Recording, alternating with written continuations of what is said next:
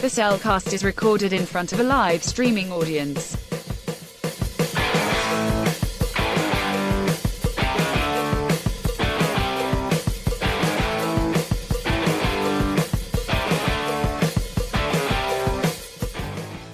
Hello and welcome to another episode of The Cellcast.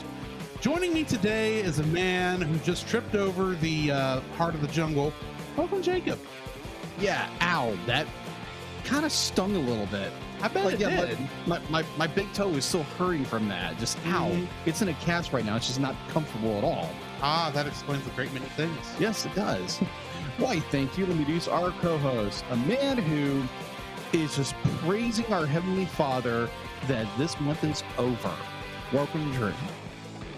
There are some instances of Bad Movie Month that have been bad, Yes. as it makes sense, but for the most part, especially our discussions of these films, agreed. I have had a good time. Good. We'll see if that continues today.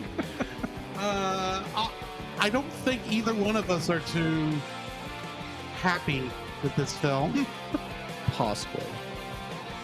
I swear, if we're somehow split on this, I'm going to be questioning your taste in film going forward. As if your thoughts on Galaxy Quest don't make you do that anyway. But anyway, how are you doing today? You still bring that up? It's funny. It is funny. I agree. I'm doing well, man. I'm doing very well. Let's see. Friday, I got to do a co-host on the movie Movie Store Rejects podcast, which is a YouTube channel, and that's they review anime movies. They primarily not anime movies. We review anime movies. Yes, that would be us. That would be us. So they review obviously live action movies, and what I was able to do with them, they were doing their James Cameron filmography, and they had gone through most of them except for True Lies, and they waited so patiently for about a year and a half for me to find a copy, only to find that it's now on Hulu.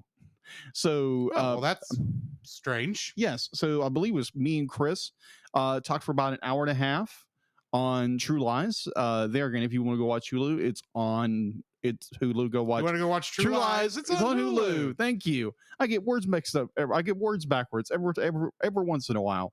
But this was interesting because this was about a year and a half ago. It took me forever to try to find a DVD copy of this film. So I finally tracked one down and just couldn't get the schedule out to do this review. So thankfully Hulu came along and gave us a high definition version of this film, which apparently was supposed to go on a Blu-ray at some point, but probably. But if James Cameron finally got around to working on that thing, yeah, that's been the holdup, is he wanted to do a full new remastering of the thing, and they couldn't release it till he got around to it, and he was too busy with certain other projects. Yeah, Avatar for 14 years.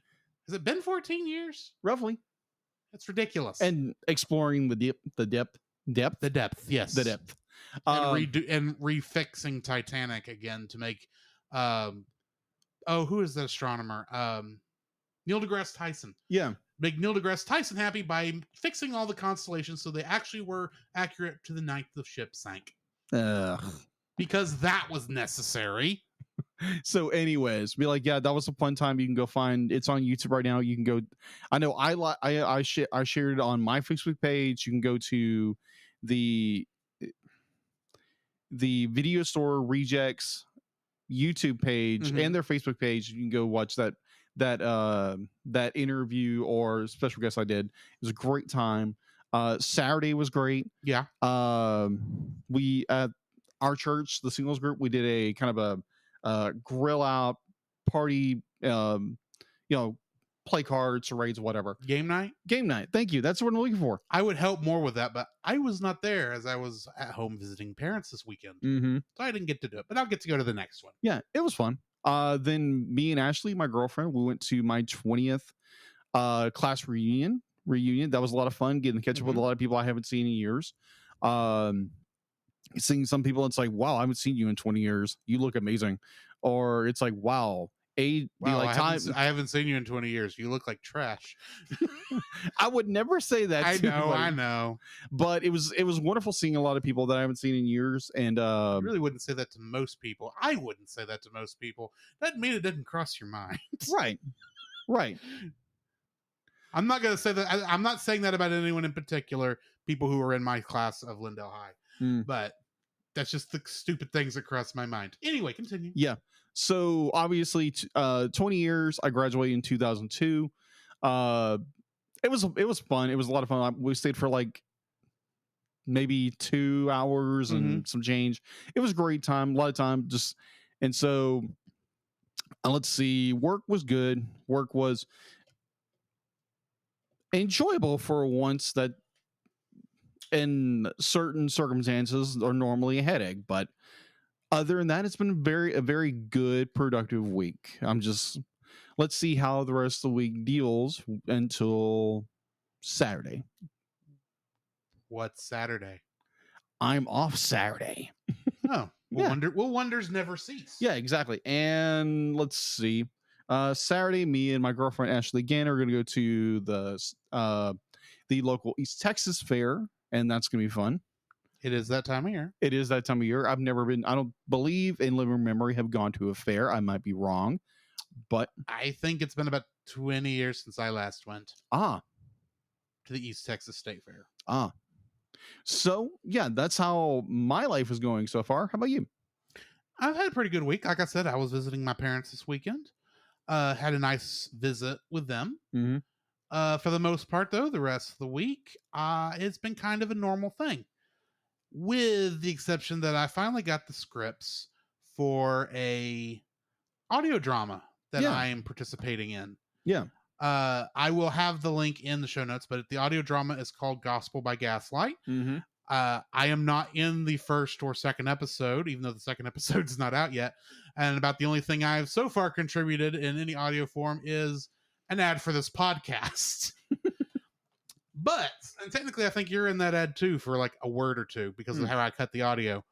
At least you're laughing in the audio track. So you are there, but I was not trying to keep you out. I need to go through and find some more of those for fun.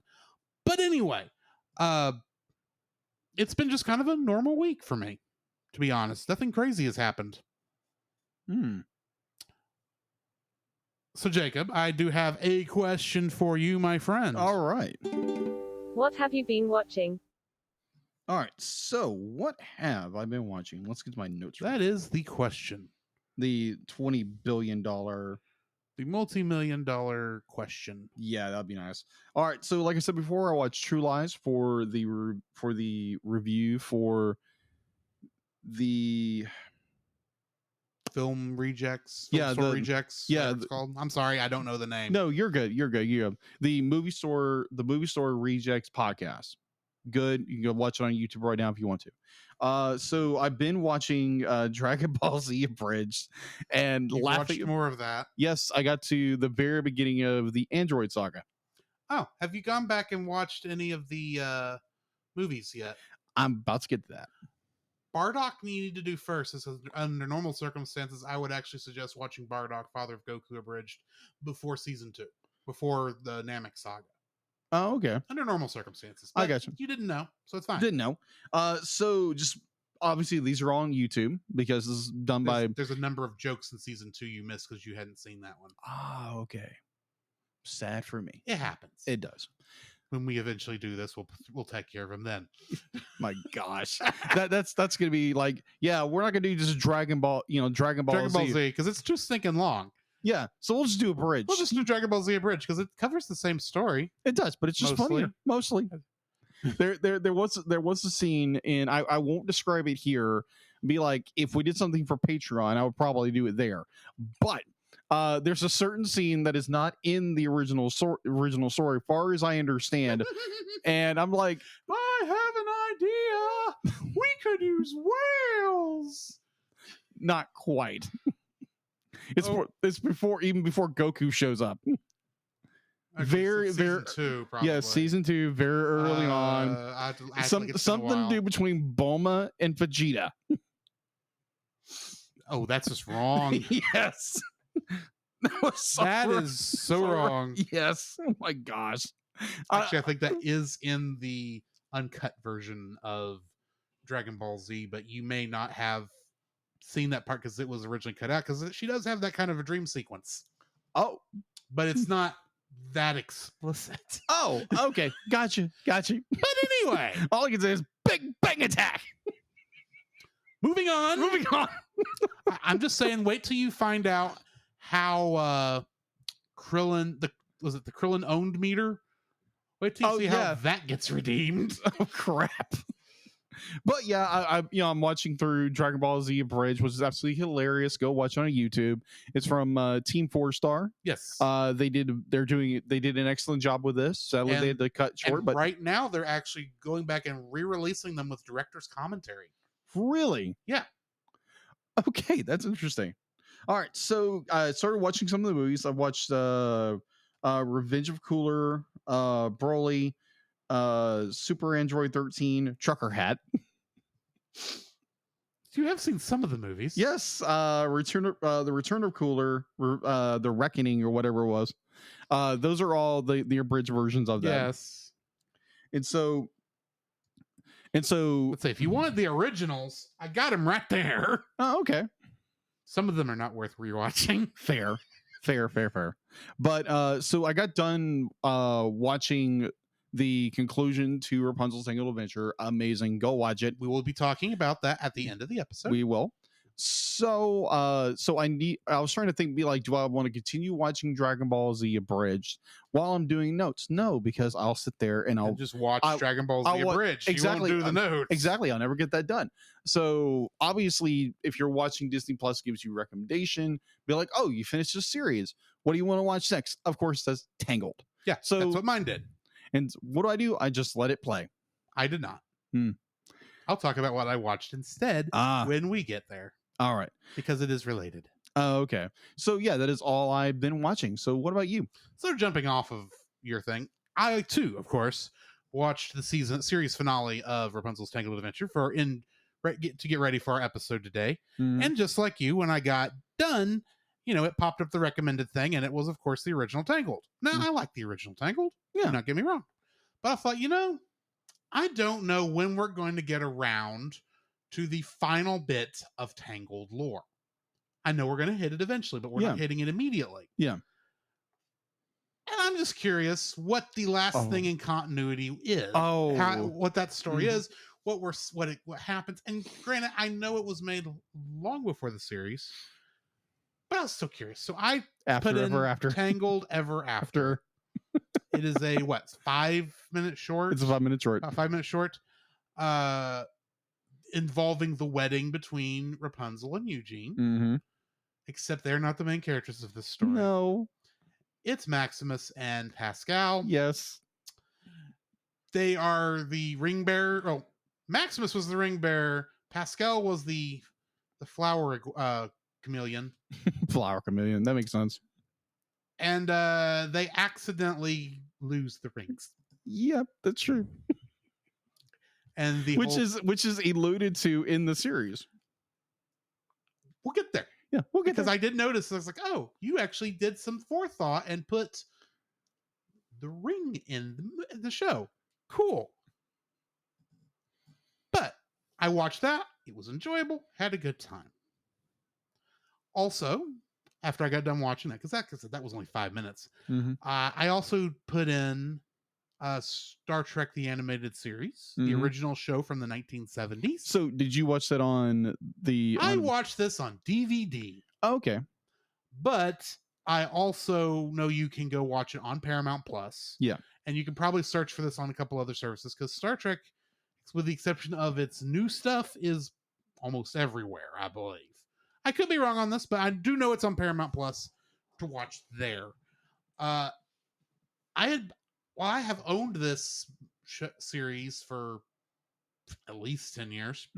I've only watched little bits and pieces of it here and there because it is a Saturday morning cartoon from the 1970s with all that entails. But I am a little bit more patient, I guess, now. Okay. For lack of a better term. And I watched through a couple episodes, and it is not bad. It's not amazing. It's not blow your socks off, but for what it is, it's like if I was a 1970s Filmation animator and I was tasked with adapting the original series for Saturday morning cartoons, this is about what I'd do. And yeah, it's cheap because it's Filmation. And Filmation is nothing if not cheap with their animation. But still, for what it is, it's a good show. May bring that up on this podcast at some point. I've not decided. Right. I know we talked about it at one point, and then Lower Decks happened. Yes. But besides that, watched a couple shows when I was visiting my parents. None of them are quite jumping out at me right now, so I don't quite remember.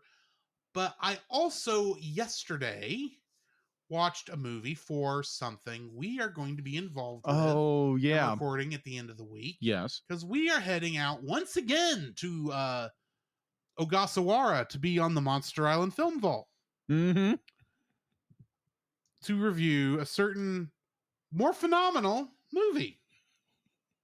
Might even be prodigious. And I don't mean Digimon. Because they used it too. Oh, term too.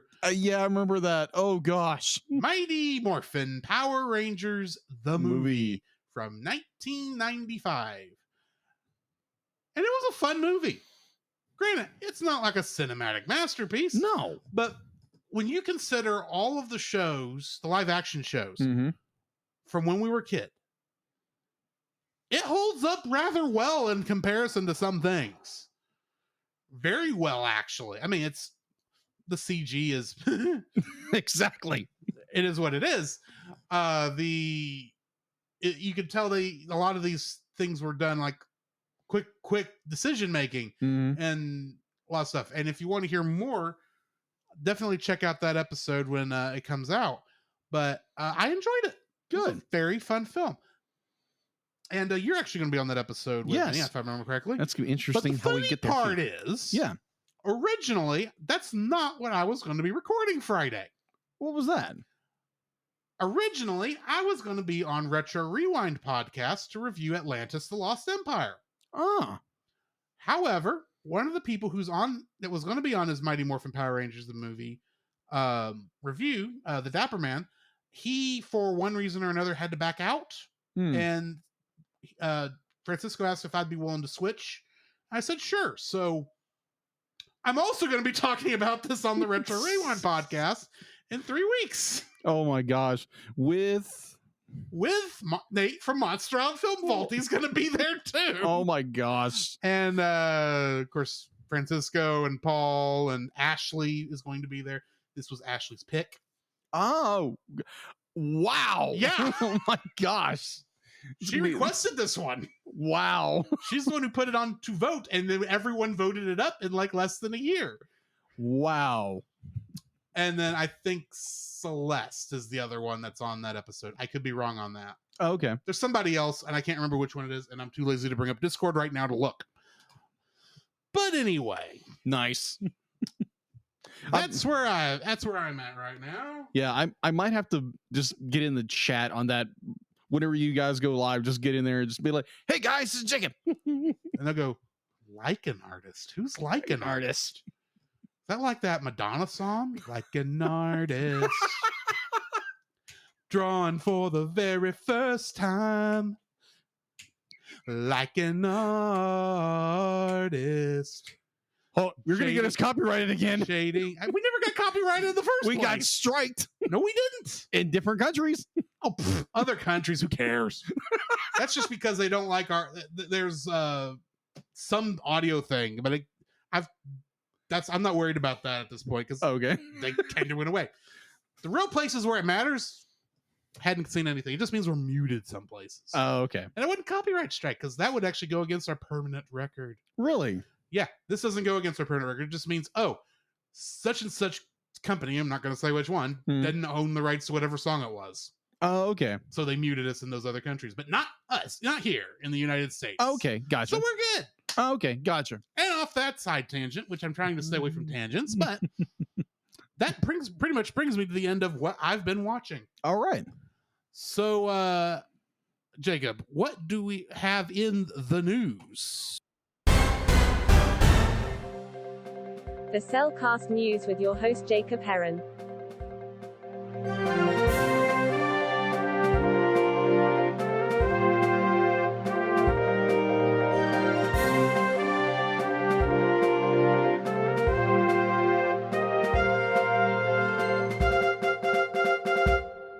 Why, thank you, Dealit. And let's get into the news real fast.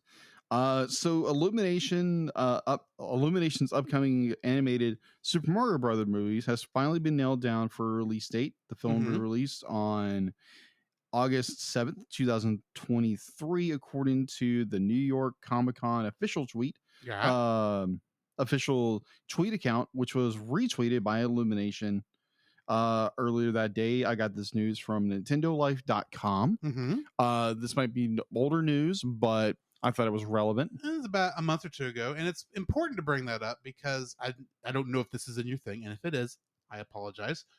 But the trailer date may have been leaked also. Yeah, I saw something about that.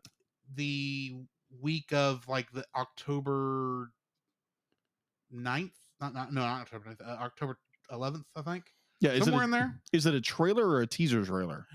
I didn't quite catch what it was. I just heard this will be the first chance we hear how Chris Pratt sounds as Mario. Yeah, I think I heard someone be like, I'm more interested in Jack Black as Bowser, but yeah, rah rah rah rah rah. Yeah, I'm curious what they're doing there. Yeah.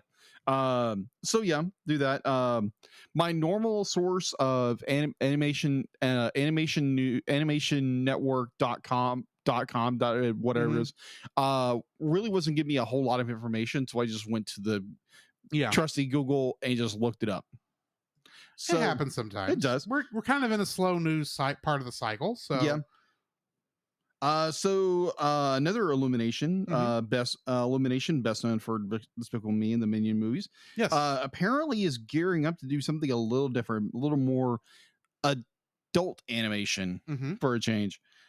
So according to Variety, Illumination has hired Mike Moon, a former adult animation lead for Netflix, to lead Moonlight, their new label that will produce animated films that push beyond the family genre.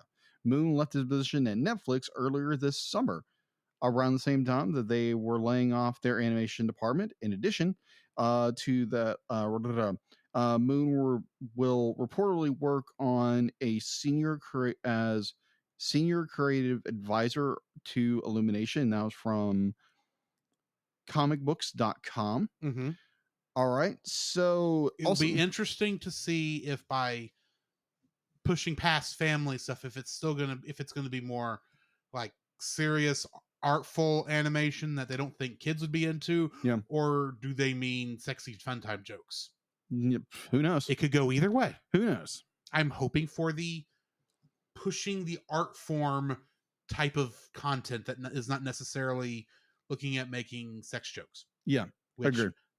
Considering what I think this guy was involved with, I'm afraid it's sex jokes. Probably. But anyway. Who knows? All right. So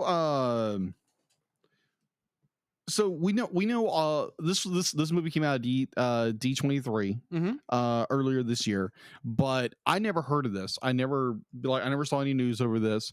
It's just kind of cut under the rug kind of thing, but I think it'd be very interesting. So we know that in most Disney films, a character wishes upon a star, their dreams are granted. Yes. Pinocchio, for example, the live action, which will be out by the time this episode comes out. Exactly. Rough. I'm glad to see that's cleared up, by the way. Yeah, that was kind of weird, right? Yeah, it was very weird. It was weird. Thanks, Dealet. I think I still see some hairs back there. Hey, what's where your eyeballs are going that tail? I don't know what you're mad about, Dealet. I can understand why Jacob still might be a little miffed, but I don't know why you're mad, Dealet. Oh, you said you were sorry and Jacob hadn't forgiven you for it. Oh. Or you don't think he's forgiven you for it at the very least. Hey, I don't know what to tell you. Hey, I totally believe in forgiveness. Completely. But it's just more of like, next time just don't mix it with other stuff. That's all I say. It was the Mountain Dew the problem, wasn't it? Yeah, had to be. Be like, no, it was Diet Mountain Dew. That was the problem. That's always going to be your problem. Diet drinks are the devil. Agreed. But anyway, And flee from it. yes, flee from the aspartame. Flee from NutraSweet. This podcast is definitely not supported by any soft drink manufacturers whatsoever. Thank you for the clarification. All right, so Disney is working on a new movie called Wish. It's basically the origin story of the Wish Star. It's like, where did it come from? Because we have all these characters who wish upon a star and their dreams come true. So where did the wishing star come from? So they're exploring that in a new film called Wish. And this film should be released around November 2023 in the year-long 100-year anniversary celebration for the Walt Disney Company. Okay. So, yeah, that's going to be interesting. All right. So that is all I have for in the news. I've got one more addendum. What's that? The day this episode comes out, which should be on October 1st, you will be able to go to Crunchyroll and watch the first episode of Part 2, Season 2 of Spy Family. That will be on TAS at some point. Probably the next time we do a poll, which I'm going to fix how we did polls because that was a bit of a trip hazard. Yeah, it happens. It will probably be on that poll. Okay. Fair enough. So you heard it here first. When we do our next poll, Spy Family will be available for voting. It'll be there. But the other two, the other one will be, because the other stuff's still going to appear on the poll. It's not getting in. Because that's the thing. We did actually have, if you go to the Facebook page now and you look at that poll, you're going to see that X-Men won. Problem is, the two people who voted for that made it win did so after I closed the poll. Because it was still tied when I closed the poll. Which made a whole lot of confusion on this guy. It was like, wait a minute, what's going on? So what we're doing, for those of you who don't know, we are going to first review Star Trek Lower Decks Season 2 and 3. The reason we're doing that one first is that it's shorter. Because that's only going to be 20 episodes by the time we get to it. Right. Plus, if we waited until after we finished X-Men, we would have to probably throw in Season 4. Because I almost guarantee it's happening. So, yeah, we're doing 2 and 3, then X-Men, then we're going to poll again. And I already did the check on how far that's going to be. When we finish X-Men, it will be September 2023. Wow. Actually, it will be literally a year from now. Wow. Because there was only one Tuesday in 2023 in September that it was not going to be on. Wow. Yeah. X-Men will take us a while. Wow. This is going to be fun. Yeah. That's why we're doing Lower Decks first, because we did need actually a break of some kind before we did X-Men. Well, all I can say is, because I haven't seen season 4 of X-Men. I think it's season 4 and 5. The last two. The last two seasons. Yes. Which are very short, which are done Season 5 is short. Season 4 is not. Oh, well, never mind. I looked it up. It's as long as Season 3. Well, never mind. I think it's season 5. Season 5 is 10 episodes. Yeah, and apparently it's done by like a whole different animation studio, is. and it looks bad. From the clips I've seen, it does. But either or.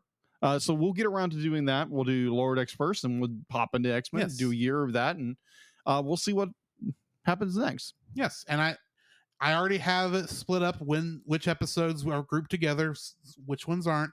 The fun thing is that X-Men has odd numbered seasons. Okay. So sometimes we're only going to be reviewing one episode and it will not make any sense while we're doing so, but we're not splitting seasons on an episode. Okay. Just doesn't make sense to. Fair.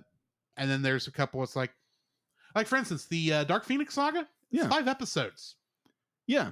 So we'll have one episode, we'll do part 1 and 2, next episode 3 and 4, and then part 5. Gotcha. But anyway. Yeah. So continue. Yeah, so we'll do that. And I think the other bit of news, now granted, this is not animation news, but it was actually funny. I saw it earlier today and I showed Drew a few minutes ago. He watched it, he found it entertaining, but I mostly found it. You actually pulled that off? Exactly. But it's the announcement of a Deadpool 3 from Marvel Studios. Hugh Jackman is going to be playing Wolverine. again. And there's somebody in our singles group that may be forced to watch Deadpool for the first time because she wouldn't have watched it otherwise. who? I will say so off screen because I may now that I've said that and you don't know who I'm talking about, I'm afraid I'm wrong. Gotcha. But anyway, Gotcha. All right. Oh, yeah, that took you a minute. That took you a minute. That took me a second. It's like, oh, okay, gotcha. All right, are you ready to jump into the spoiler-free section? Yes, let's Leo get into this. the Lion. Yes, from 2005. Certified fresh and spoiler free. Now, the first thing you might notice, as I specifically said, it was Leo the Lion from 2005. Mm-hmm. In some places, you're going to look this up. This same movie is labeled as coming out in 2013. Yes, because the English version came out in 2013. yes, because the original version, which is Italian, came out in 2005. But all my stuff was labeling it 2005. That's why I continued that also. Fair. That being said, yes, this was my first viewing, and if I have any say in the matter, it will be my only viewing of this film. yes. I do not suggest you go and watch it unless you want to see why I feel the way I do, to put my feelings into context. But that being said, I'm surprised Netflix paid for this. Anyway, Jacob, what are your thoughts? Well, like you said, be like, first I'm watching this movie, and I actually really enjoyed it. It was a wonderful film. It was kind of funny. It was heartwarming. Why am I getting glared at? I'm not glaring at you. I'm wondering who took your brain. Did you really enjoy this movie? No, of course not. I hated this film. Say This was I don't know, bad. Like bad in all kinds of ways. Like really put bad. It to you this way.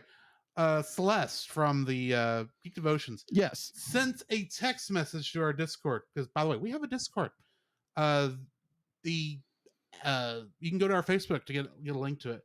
And yes. she asked me on there, or asked us actually, what movie we're reviewing tonight.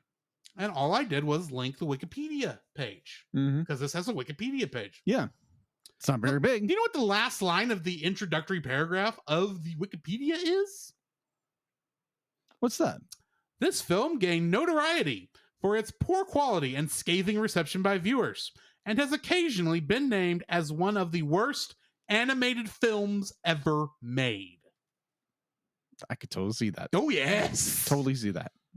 When I say that this is by far might be the worst film we've ever seen, I'm going to say there's one movie we have seen that may, in your mind, I don't know, go up to bat for worst movie that you've ever seen, because we just reviewed it 2 episodes ago. We did. Because I can see how maybe from your perspective, perhaps Food Fight might have been worse. But that's... my thoughts on why this might be the worst one will be made clear very soon. Yes. I can definitely see your perspective. Oh, yes. Yes. Oh, yes. This is going to be a fun episode, people. So strap in, make sure your seat is weighted down, because it's going to get rocky really, really fast. Oh, yes. I think our like section may be less than a minute long. Maybe. I say less because I don't know what his is. So if he has any. So all I can say is that I'm pretty sure we're going to get the TAS pretty fast. Oh, yes. One. This will be I have almost guarantee this will be Ugly Dolls in terms of episode length. Oh, geez. Ugly Dolls was our previous shortest review. Yes. This is going to be quick. I'm fairly certain. Oh, yes. Are you ready? Yeah, let's do this. Well, let's do that on the other side of the bumpers. Bumper that. This podcast is a proud member of Culture Box. Whether you enjoy geeky reviews, comedy, or original fiction, you can open up the Culture Box and find something excellent for your soul. Point your web browser to culturebox.media. This week, we suggest checking out Stunning and Brave, where each week host Chris Cowan of the Babylon Bee, and Nate Henderson of Some Boring Budgeting Job confess their privilege, spotlight stunning social media posts, and fabricate outrage, all while keeping you super woke and enlightened. They will make you laugh. That's right. You have no choice. Check out Stunning and Brave at stunningandbrave.net. The Cellcast would like to thank the following patrons: Josh Adams, Ashley Ruiz, Book of Gaming. To get your name on the show, plus uncut episodes, early access to the Cellcast Plus reviews, and special art from Jacob, please donate to us on Patreon.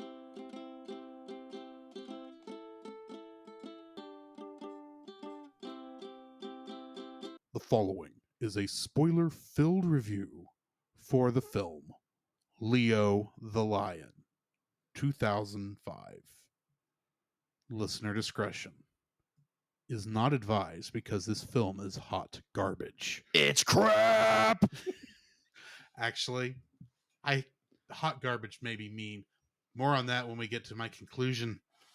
But however, Leo the Lion from 2005 was written and directed by Mario Cambi, and his only other credits on IMDb is a documentary called La Primavera del 2002, L'Italia Protesta, L'Italia Si Ferma, which translates into English as The Spring of 2002, Italy Protests, Italy Stops. Interesting. And he was director on that. Oh. This was also written by Pier Stefano Maragoni.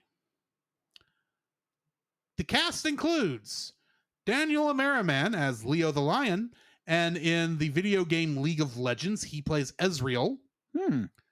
John Saigon as Uncle Lope, and he played Solidus Snake in Metal Gear Solid 2 Sons of Liberty. Oh, okay. Gotcha. Matthew Mercer was the voice of Maximus Elefante. And he is the game master on the YouTube Real Play podcast Critical Role. Yeah. And also he was Tigra in the anime Thundercats. Dun-dun-dun. I put that one in there for you. Which Thundercats? The new one? The anime Thundercats. Oh, anime Thundercats. The okay. good Thundercat. Oh, I thought you said anime. the good reboot of Thundercats. The good, not Roar. Not Roar. Well, I don't know. He may be in that. I hadn't checked. Literally, it said Tigra, and it said it was the anime Thundercats. And I said, that's what I'm putting down. There we go. I didn't go too much deeper into that. Anyway, Amanda Allen played Savannah in this film. And she was an actress, which is literally how it's the only way it's credited, in a movie called Room 104. Porter Hanson played the shaman, and she played a doctor in Dark Metropolis, whatever that is. Debbie Derryberry played the baby elephants, and she is the voice of Coco Bandicoot in the Crash Bandicoot video games. Mari Devon was Leo's mom, and she was Togemon in Digimon. Eileen Galindo was Guru and Beatrice, and she played Vivian Garcia Shapiro in the television series Phineas and Ferb, the mother of one of the kids. Oh, okay. Michael Sorich played Eli Font and Hyena Number 1. Gosh. And he was Ishikawa in Ghost in the Shell. Oh, really? Yeah. Christina Pucelli was Nanao and Baby Monkey Number 2. And she was Sunny in Metal Gear Solid 4 Guns of the Patriots. Grant George was the Crocodiles and Hyena Number 2. And he was Ant-Man in Avengers Assemble. The Disney Channel show. Yes. Not the ultimate thing we watched. Okay. Fabiana Arestia was Zebra Mom. And in some Christmas movie I've never heard of called Santa's Apprentice, she played Mrs. Palmer. Bailey Gambertoglio played Spots and a lion cub. And she was the voice of Abigail Stone in Spirit Riding Free, the television sequel to Spirit Stallion of the Cimarron. Yeah. Cole Sand was the voice of Ebony. And he was Eli in the television series Troll Hunters and all its connected TV shows. Oh, okay. Terrence Stone was the voice of Snake, Hyena number 3, and Vulture number 1. And he was an innkeeper in the video game Hearthstone. Paulette Victor Lifton played Elephant Elder and Zebra. And she played a character named Bunny in Latte and the Magic Waterstone. I didn't have many choices on that one. Okay, gotcha. Colleen O'Shaughnessy played Baby Monkey number 1. She is probably more famous for us, at least, for playing Tails in the Sonic the Hedgehog games and movies. Nice. Fred Stoller played the Hippo and Vulture number 2. And he played a character named Gerard in the sitcom Everybody Loves Raymond. Ah, okay. There is one Kingdom Hearts connection. Really? Matthew Mercer, who played Maximus Elefante in this, is voices the character of Ira in Kingdom Hearts. If you are keeping up with Untangling Kingdom Hearts, while I have not mentioned this character specifically, I have mentioned the Pathfinders, those characters. I believe it's the Pathfinders. I may have to look this up and edit this part, but anyway, he's one of those guys that you pick at the beginning of Kingdom Hearts Key. Okay. Just so people know this, though he did not voice the character in that, he voiced him elsewhere. Got it. Anyway, that brings me to the end of our cast. Did this thing actually somehow make one red cent? Find out in info and stuff, Jacob, yes, if you will. please. All right, so info and stuff. I do want to go into more, be like, oh, this movie, and then it's like, no, it's not The Lion King, so moving on. Yes. All right. I think I would have preferred to watch the King of the Jungle one, because that's somehow connected actually to Kimba the White Lion that people claim that the Lion King ripped off. Yeah, but that was more Hamlet that it took inspiration from? Yes, but it took some things from Kimba the White Lion also. Either way. All right, so it has an IMDb of, a not surprised, 1.4 out of 10. That's higher than I expected. Watch. Originally, you could watch on Netflix, but it's not on Netflix anymore. No, it's not. I wonder why they got rid of it. I wonder why. You can, however, I don't know if you got this on there, because this is where I ended up watching it. All right. Freevee. Okay. Freevee is a channel that you get for free on Amazon Prime. Oh. And it was free with commercials. Oh, okay. One wild guess which parts were my favorite. All right. So, yeah, you can go watch it there. It was distributed by Dozes Films and the... Some Italian name. No, it's not an Italian name. It's the Weinstein Company. Weinstein Company. Thank you. I could not read that word to save my life. The Weinstein Company. I remembered seeing that logo and going, wow, this is a new low even for them. Exactly. And they've gone low. Yeah. The Weinstein Company, distributed originally for us in America through Netflix, which apparently Netflix realized this is a piece of junk film and dumped it. This is the reason why Netflix fired so many people from its animation department. I'm kidding. I wouldn't be surprised, though. It's like, why did we buy this movie? Why? So it was released in Italy originally on June 17th, 2005.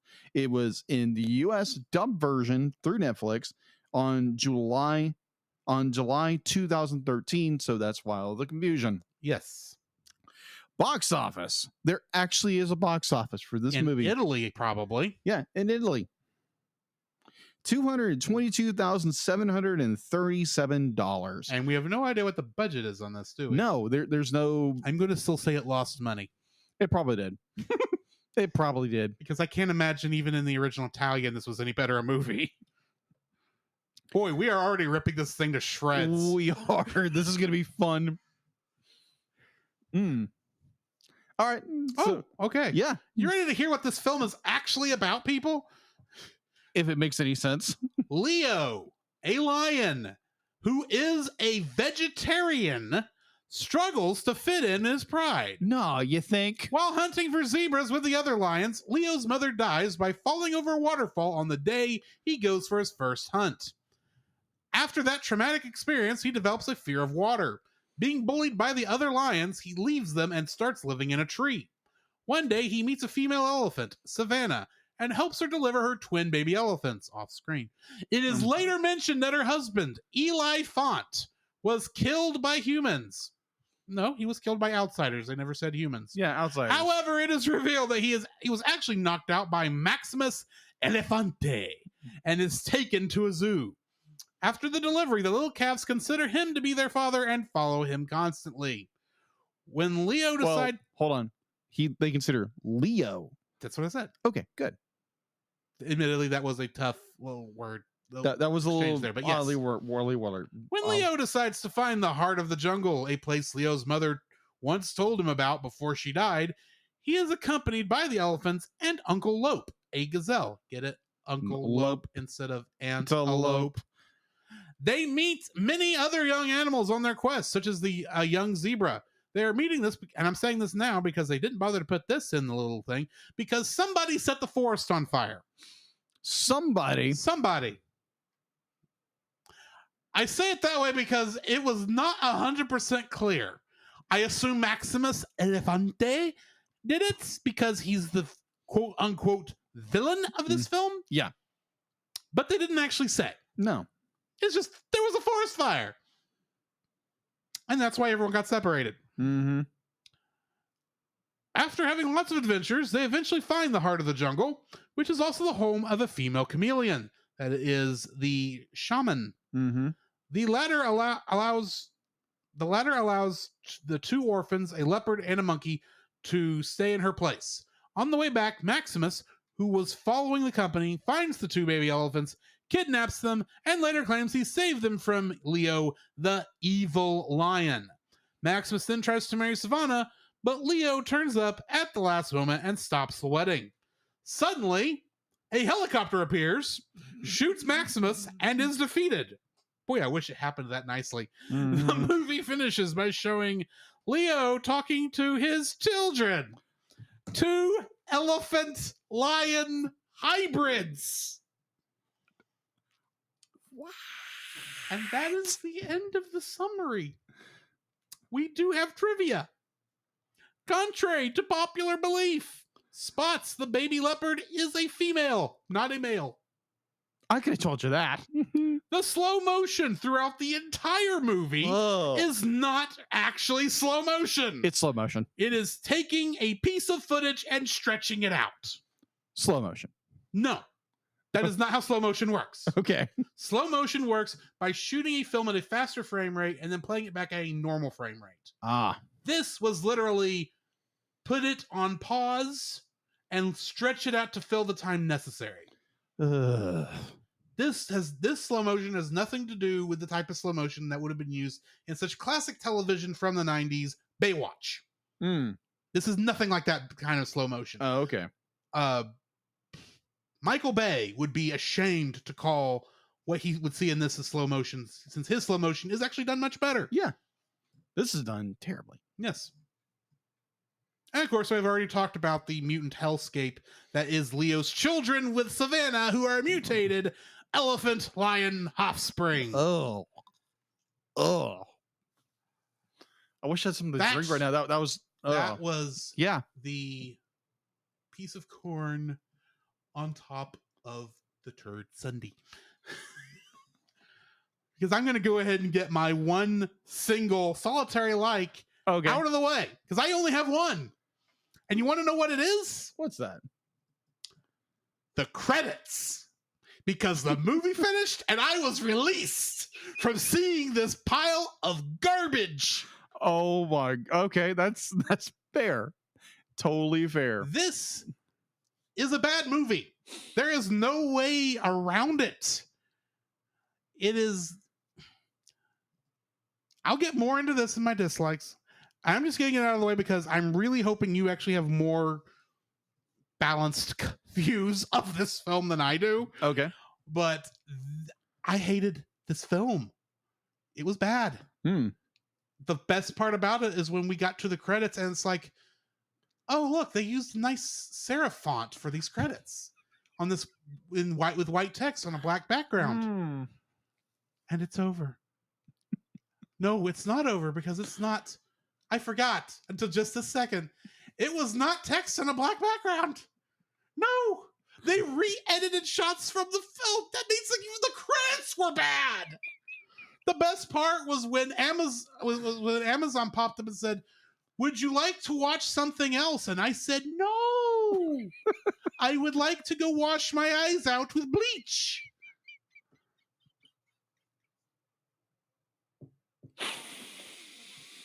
All right. The thing I liked about I will change this because since I can't use the credits. Do you know what my favorite part of the film was? The commercial breaks. Because then I got to see quality filmmaking. Oh my gosh. This is a bad movie. I agree with you. I have nothing else to add in the terms of positives. Oh, Because I don't have any positives.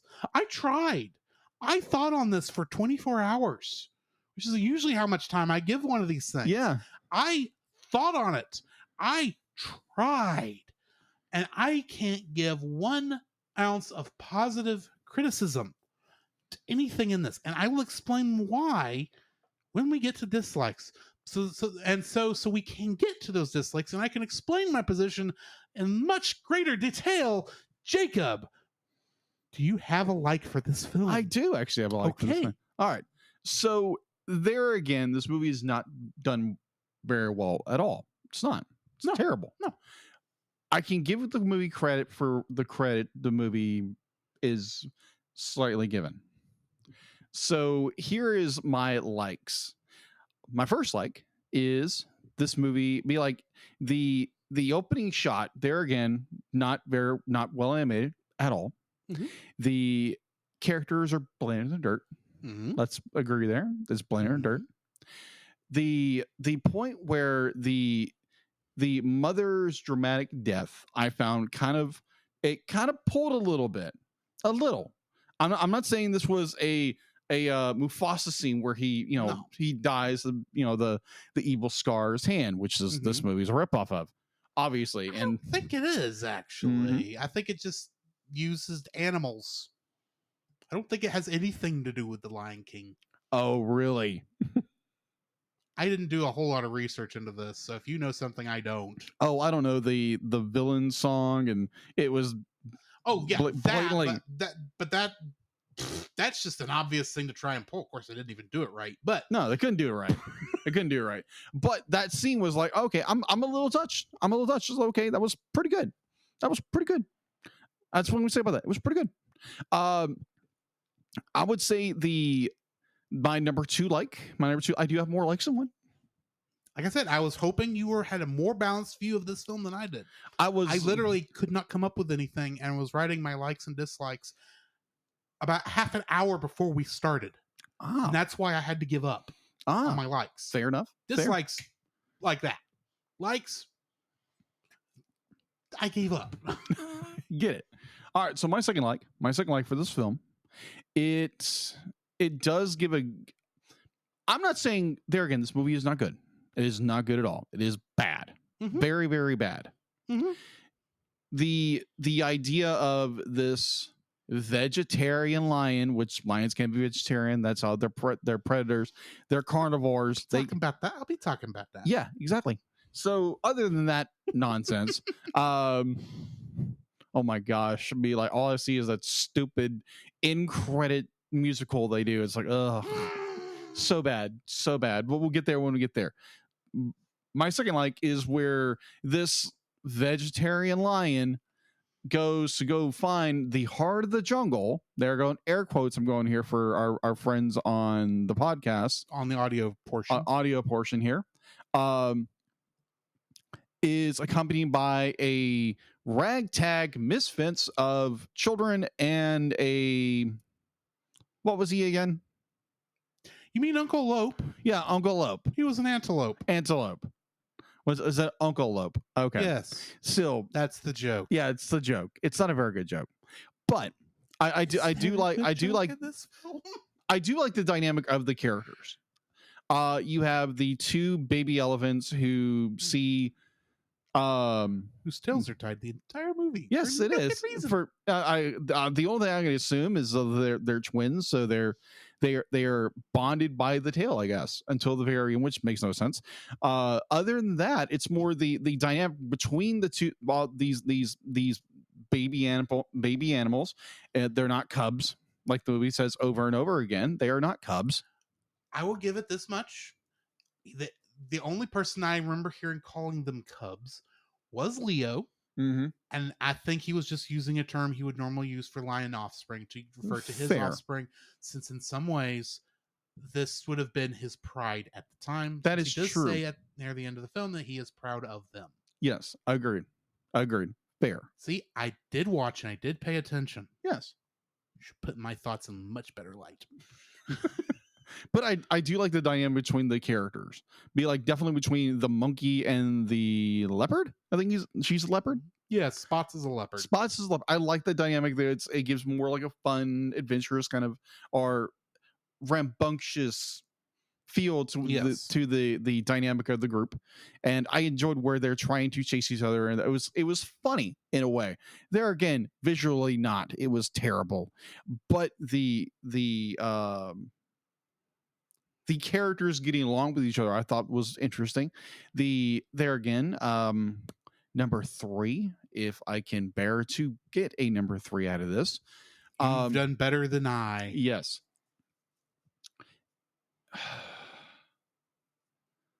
I'm going to say it. The movie ended. just very simple. It was an hour. It was an hour and 15 minutes. And it was about an hour and 15 minutes too long. Possible. Yeah, I would agree with you. It was way too long of a film. But when it finally ended, I was like, great, the movie's over. Good. Yay. So now I can go watch something that's a lot better, like Dragon Ball Z Abridged on YouTube. Or in my opinion, Food Fight. You watched Food Fight after this? No, but I would have preferred to watch that again over this film. Oh, yeah. Yeah. Yeah. So that's the thing. Yeah. So yeah, let's get into dislikes. Oh yes, let's go. Fire away. My first dislike, Or Paul away. And I will admit, this is the most nitpicky thing I probably could have come up with, because while I hate this, I think had the other two dislike, or one of the other dislikes was not the case.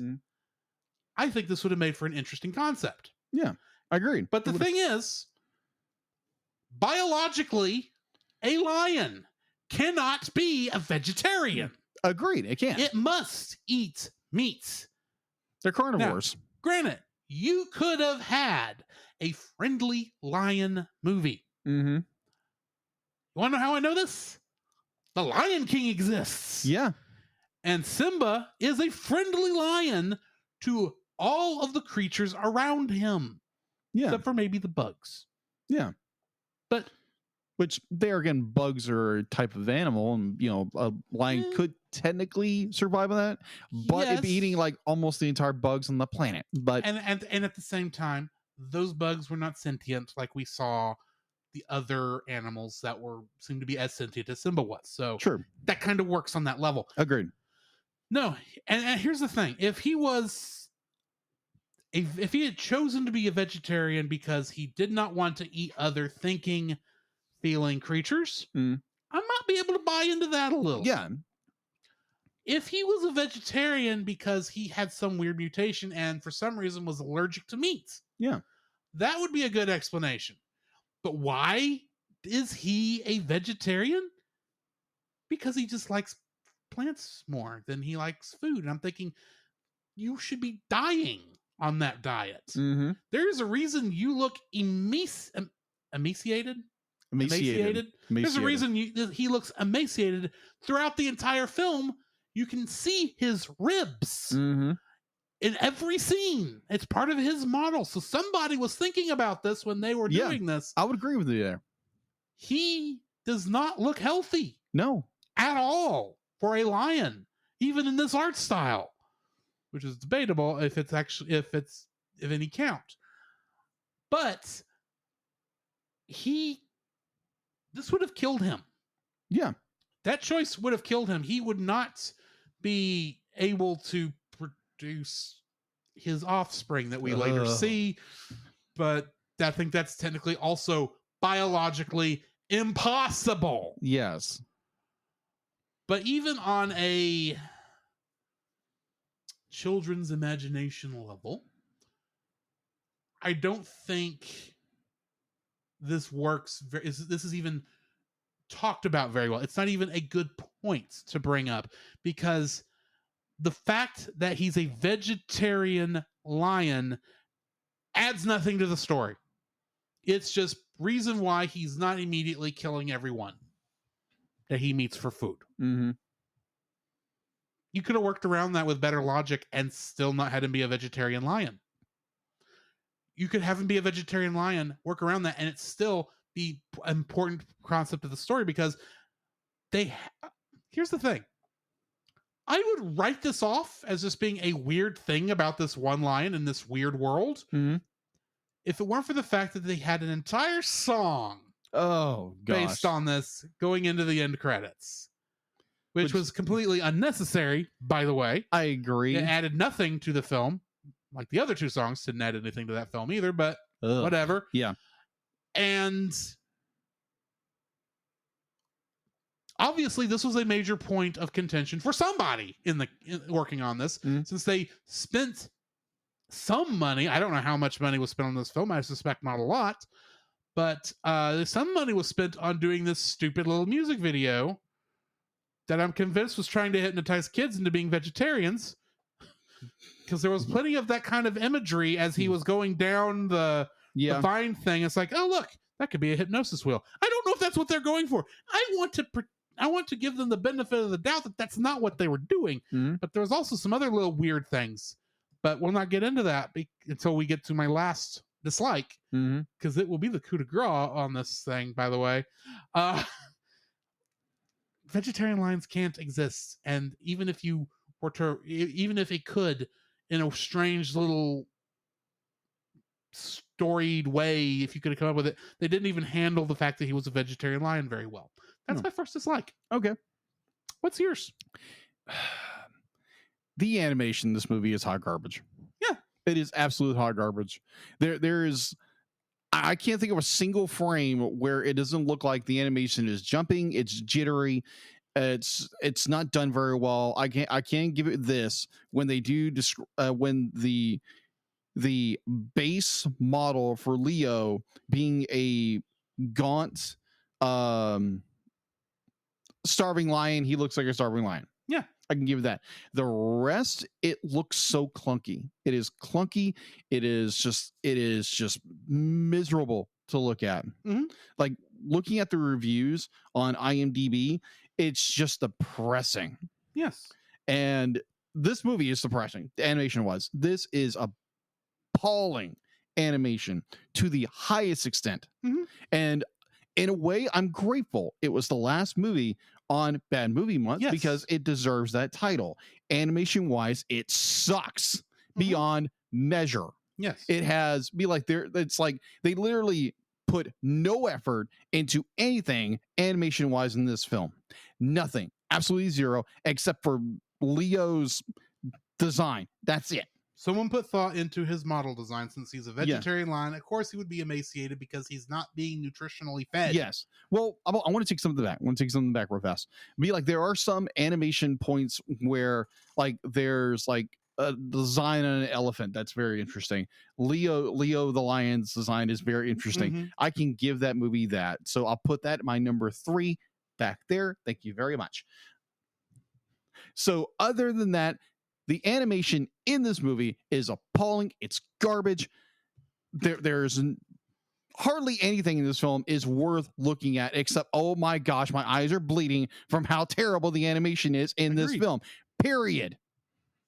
That is my number 1. What is your number 2? My number 2 dislike, Maximus Elefante. Oh gosh. Is a horrible villain. First off, I have no idea what his motivation is for anything he does, other than he's the biggest and the strongest, so he thinks he's going to be the biggest. He wants to be the king of the elephants, which somehow makes him the king of the jungle, from what I can tell. Right. But at the same time, I can see that that's a good motivation for him to take out Eli Font, Mm-hmm. the previous king. Yeah. That's not a good motivation for why he chases Leo and the kids across the desert? The desert. I don't know what this area is supposed to be, but I'll get to that in a minute. Yeah. But he chases them across everywhere, and I can't figure out why he did so. Yeah, he's looking for them. Yeah, he's able to follow a trail.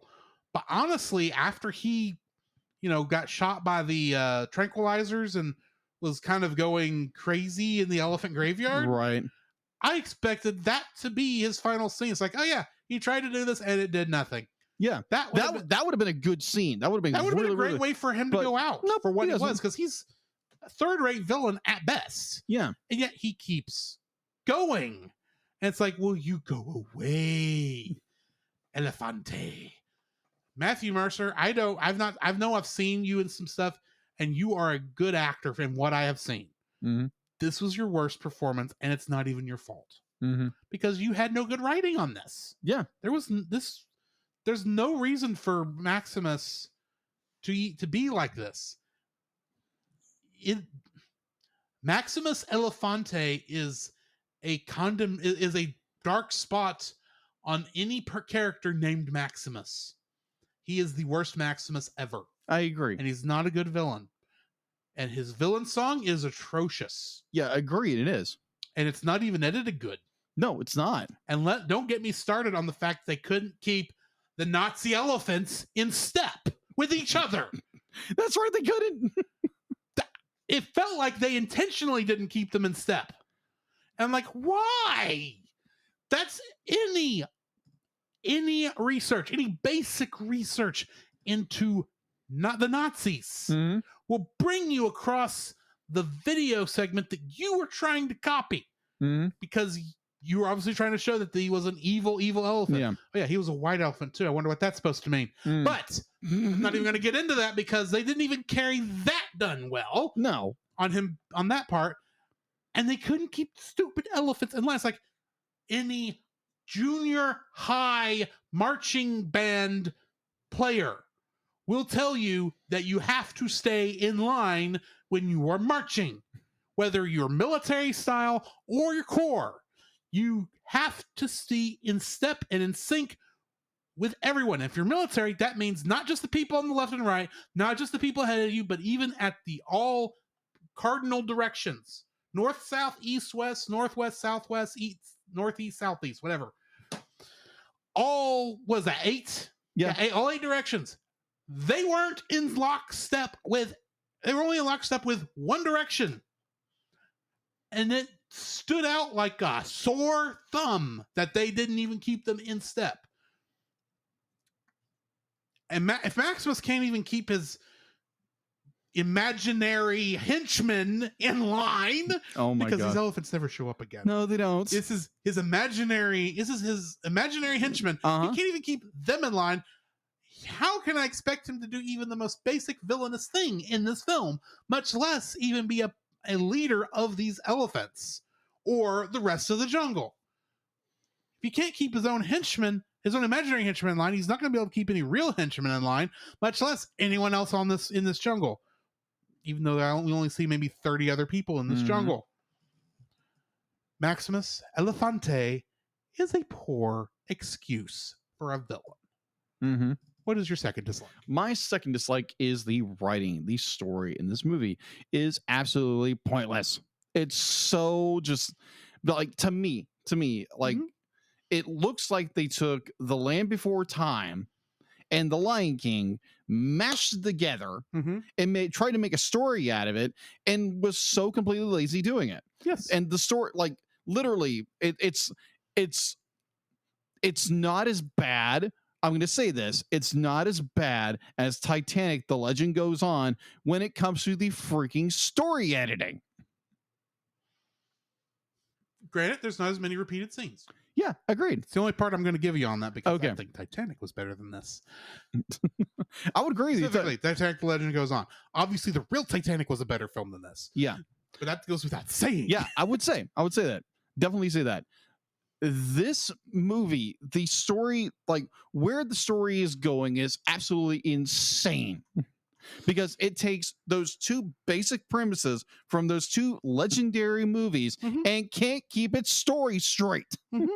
Because you have Leo the lion, who is a vegetarian For no good reason. Yeah, and his uncle, Uncle Lope, the most annoying antelope on the savannah. Agreed. Oh my gosh, his dentures. Oh gosh. Yes.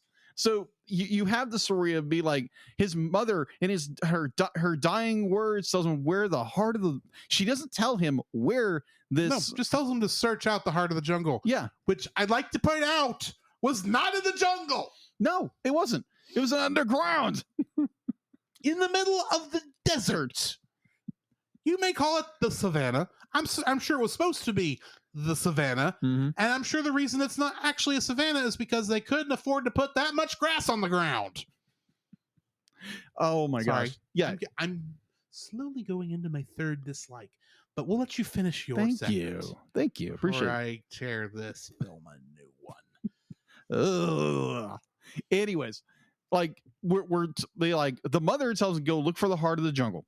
So in the very first scene between his stupid uncle and our main protagonist is like, oh, we don't know where the heart of the jungle is, but we know where the guardian is, which is this, wannabe Pascal.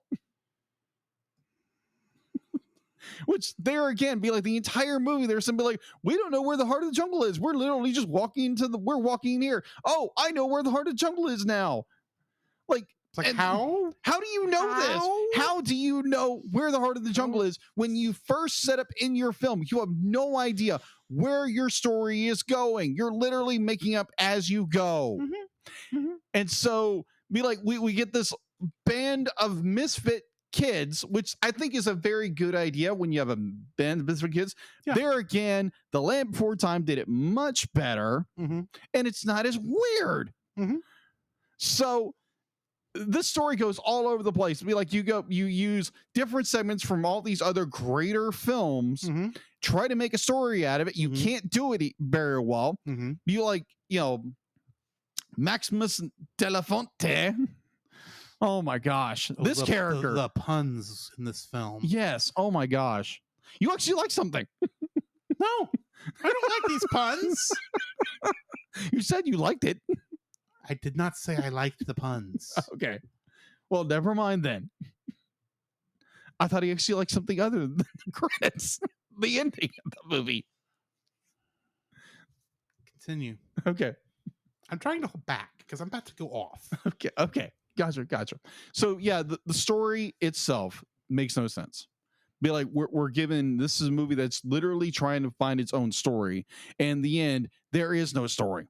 This is a pointless, mindless, worthless of a journey that is taking two powerhouse stories from The Lion King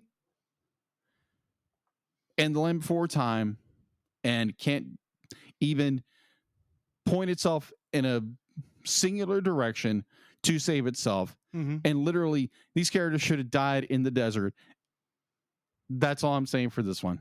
Let's hear your ripping this movie a new one. To quote the Power Trip podcast many times when they were reviewing Power Rangers Operation Overdrive. Oh gosh. Rant Master activated. Well, Jacob, I have one question that will start this off that I think you can answer. Okay. What is my rule about bad movies? Bad movies. What is my rule? I've said it a couple times during Bad Movie Month. If it's not a likable, be like, if you don't like the character. No. Oh, wrong one. No. If you can't be good, be interesting. True. This is the most uninteresting film I've ever watched. It is. Agreed. And I thought about it over the course of since I finished the film. Why is this film so boring? Why is this film so dull? What does this film do that the Emoji Movie. Sorry, what does this film not do? That the Emoji Movie, Food Fight, and Titanic, The Legend Goes On. I have to keep that going. What does those 3 films do that this movie did not do I'd to assume. keep it interesting? Do you want to know what that is? What? People actually cared about those movies. It may not have been everybody. They may all 4 of these films, let's be honest, are a bit of cash grabs. We'll admit. Agreed. But somebody in the Emoji Movie cared. You want to know how I know this? Because it's not really that bad in film. Yeah. It's a bad film. Don't get me wrong. Yeah. But there was stuff to like about that film. Yeah. Agreed. Food Fight. Its biggest problem was that they stole the hard drives and had to remake the film in a hurry, and that's what causes 90% of the problems. Granted, it may not have been that good a film to start with, but we'll never actually know because at least the script tried. Yeah. Agreed. Somebody on that film, in the version we saw, cared. Yeah. Agreed. Titanic, The Legend Goes On.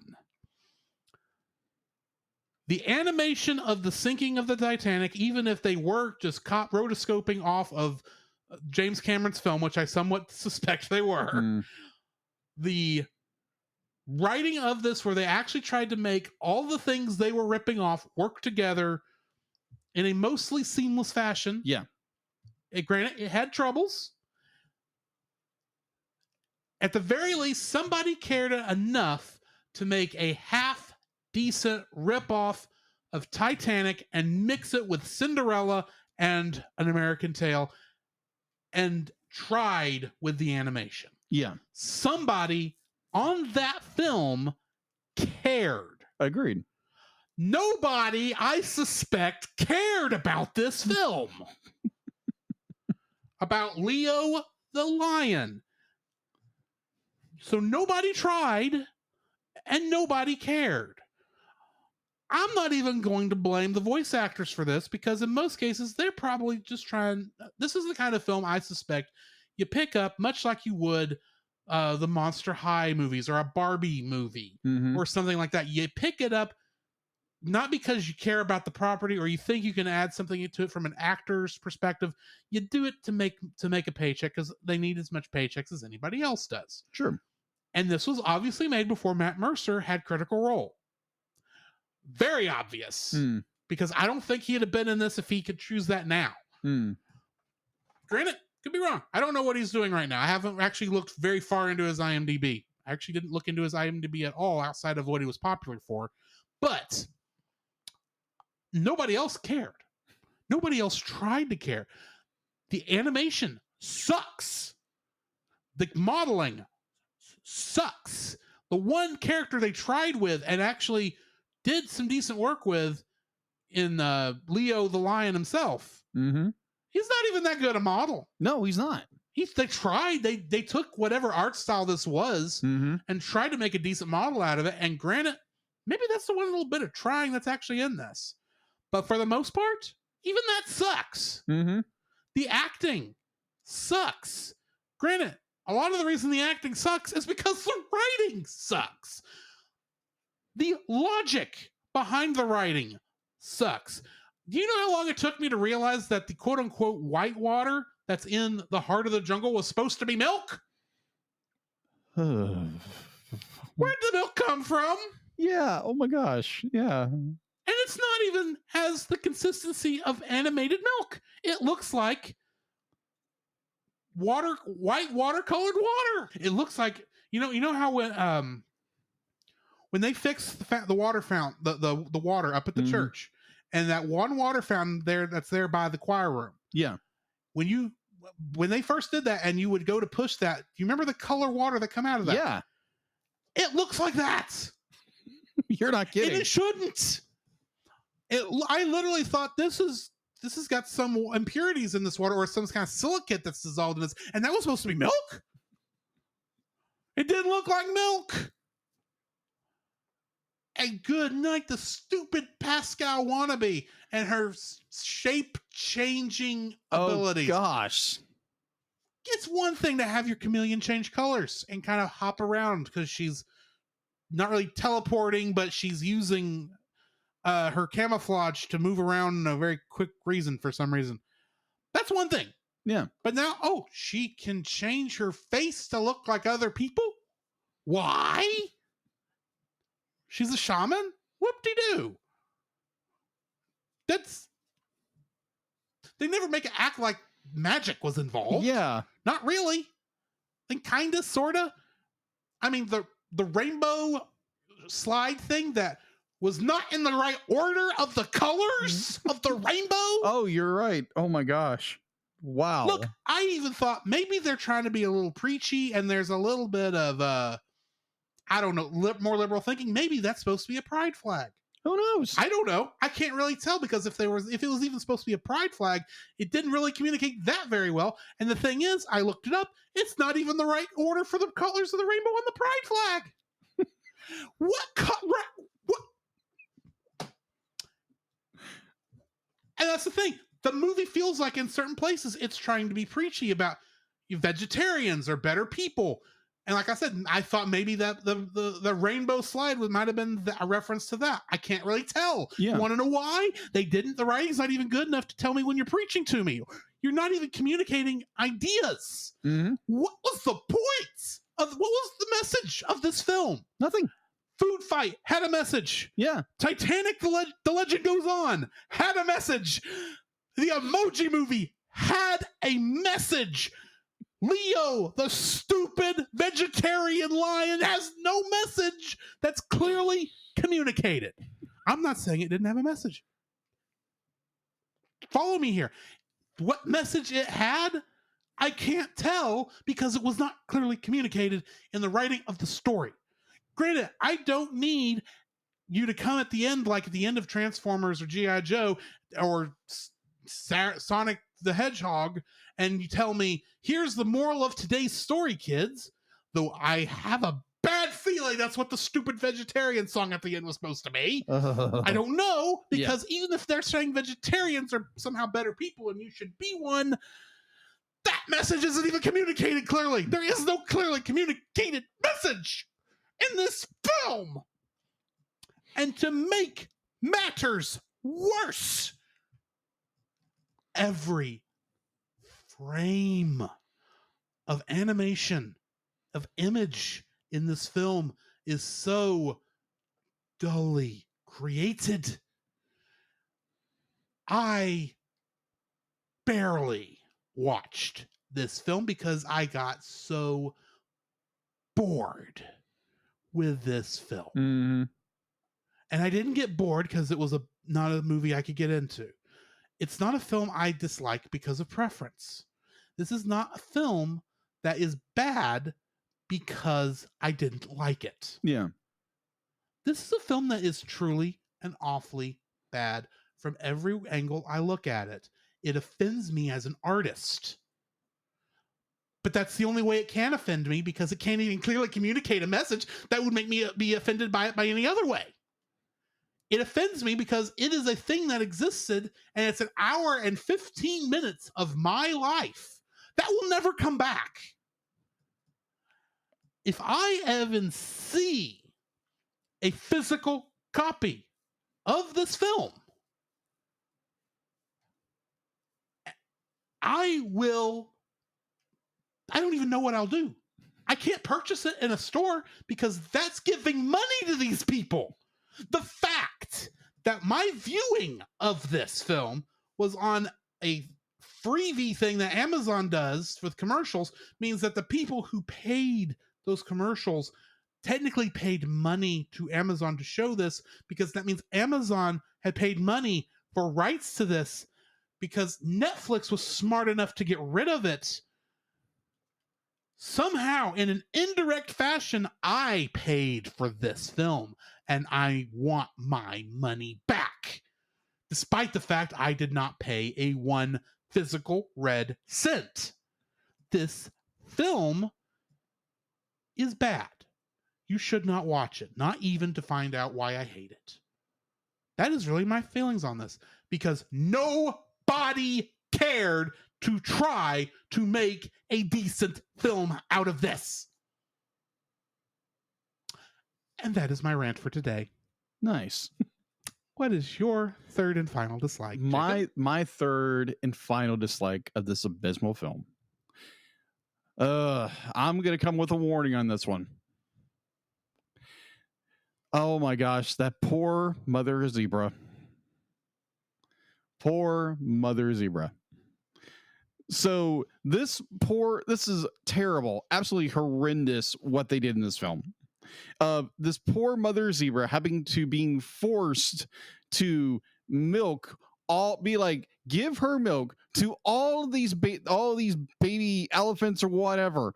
I'm thinking like, you just violated this poor zebra and forced her to do something she did not want to do. It wasn't like she was be like, oh, I'm willing going to do this. No, it's so much worse than that. It's not consensual. They did tackle her to stop her from running away. Yeah. Because they thought the lion was attacking her. Yeah, agreed. She did willingly give up that milk. Okay, well, never mind then. But the thing is, that milk probably isn't good for the animals that drink from it. No, it's not. I'm not going down that road. I'm past. This movie is almost gone Okay. from my life. Okay. Just a rating and editing, and I'm done. Posting. I hate to see what album art you're making for this. I got something. It's gonna be interesting. It has nothing to do with this film. I bet it doesn't. I'm really looking forward to Tangled, by the way. Let's get there. Finish your thought. Yeah, that was a very cringy part of the movie. Like I agree. You came in there and said like, oh, this is what they're actually doing. Totally understand. It doesn't matter that it was consensual. It's still disgusting. It still should not have been there. I'm not happy when we saw the elephants drinking from their mother after they were delivered off screen. Yeah, that was weird. They're gonna be like, it's more part nature, whatever. But yeah, it's nature, but that doesn't mean I want to see it. Yeah, exactly. And oh my gosh, just to get this out of the way, the stupid fusion part of the elephant lions. Oh my! I was literally part of my first, but what the hell? Yes. What in the living hell was that? That's when the movie went from being this is trash to fever dream. Yeah, pretty much. This is even worse than being bad. It's bad and a fever dream at the same time. It's like you're telling me the elephant and this stupid vegetarian lion hooked up and are now married. What the flamingo? And had kids? Yeah. Somehow? Yeah, anyways, this movie is terrible. Don't go watch it. Promise you. Be like, it's not worth it. Not worth it. It is not worth it. Not worth it. We need to rate this thing. Rate it. I know we talked about at Food Fight, as I asked you at that time what the lowest rating we could give. Yeah. And you said 0.5. And I said, yeah, I'm rating this 0.5. I don't care. I am overruling you. Okay, go for it. The lowest rating we will give on the Cellcast podcast, and the rating I am giving this film, if it's even nice to call this a film, is a 0.0. It was not even fair. I cannot even call this film absolute flaming garbage, because that is an insult to absolute flaming garbage. This film should not have been allowed to exist. Agreed. What are you rating it? Oh my gosh.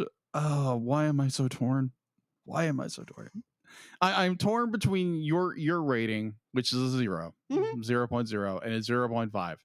Because there was the tiniest little things in this movie that I didn't enjoy, but I like the concepts of them.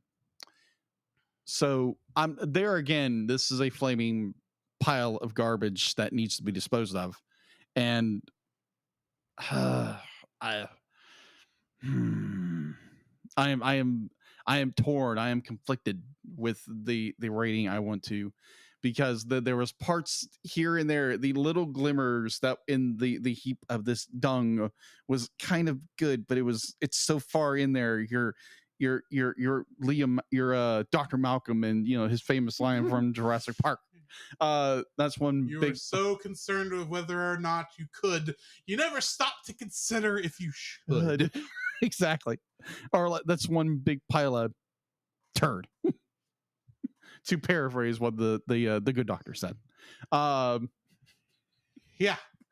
Oh, let's just go with it. 0.0. This was bad. This was Ladies and gentlemen. Yeah.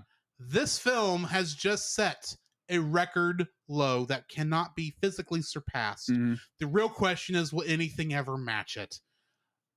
The film Leo the Lion of 2005 has a unanimous rating of 0.0. Deuce goose eggs. Don't go watch this film. Do not watch this film.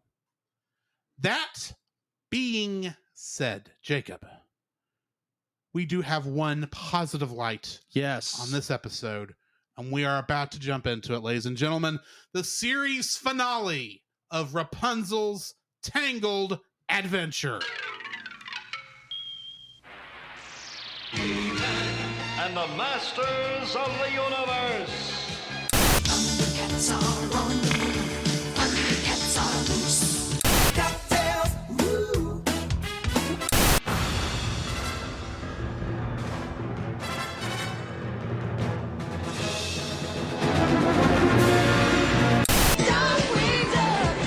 Let's get dangerous.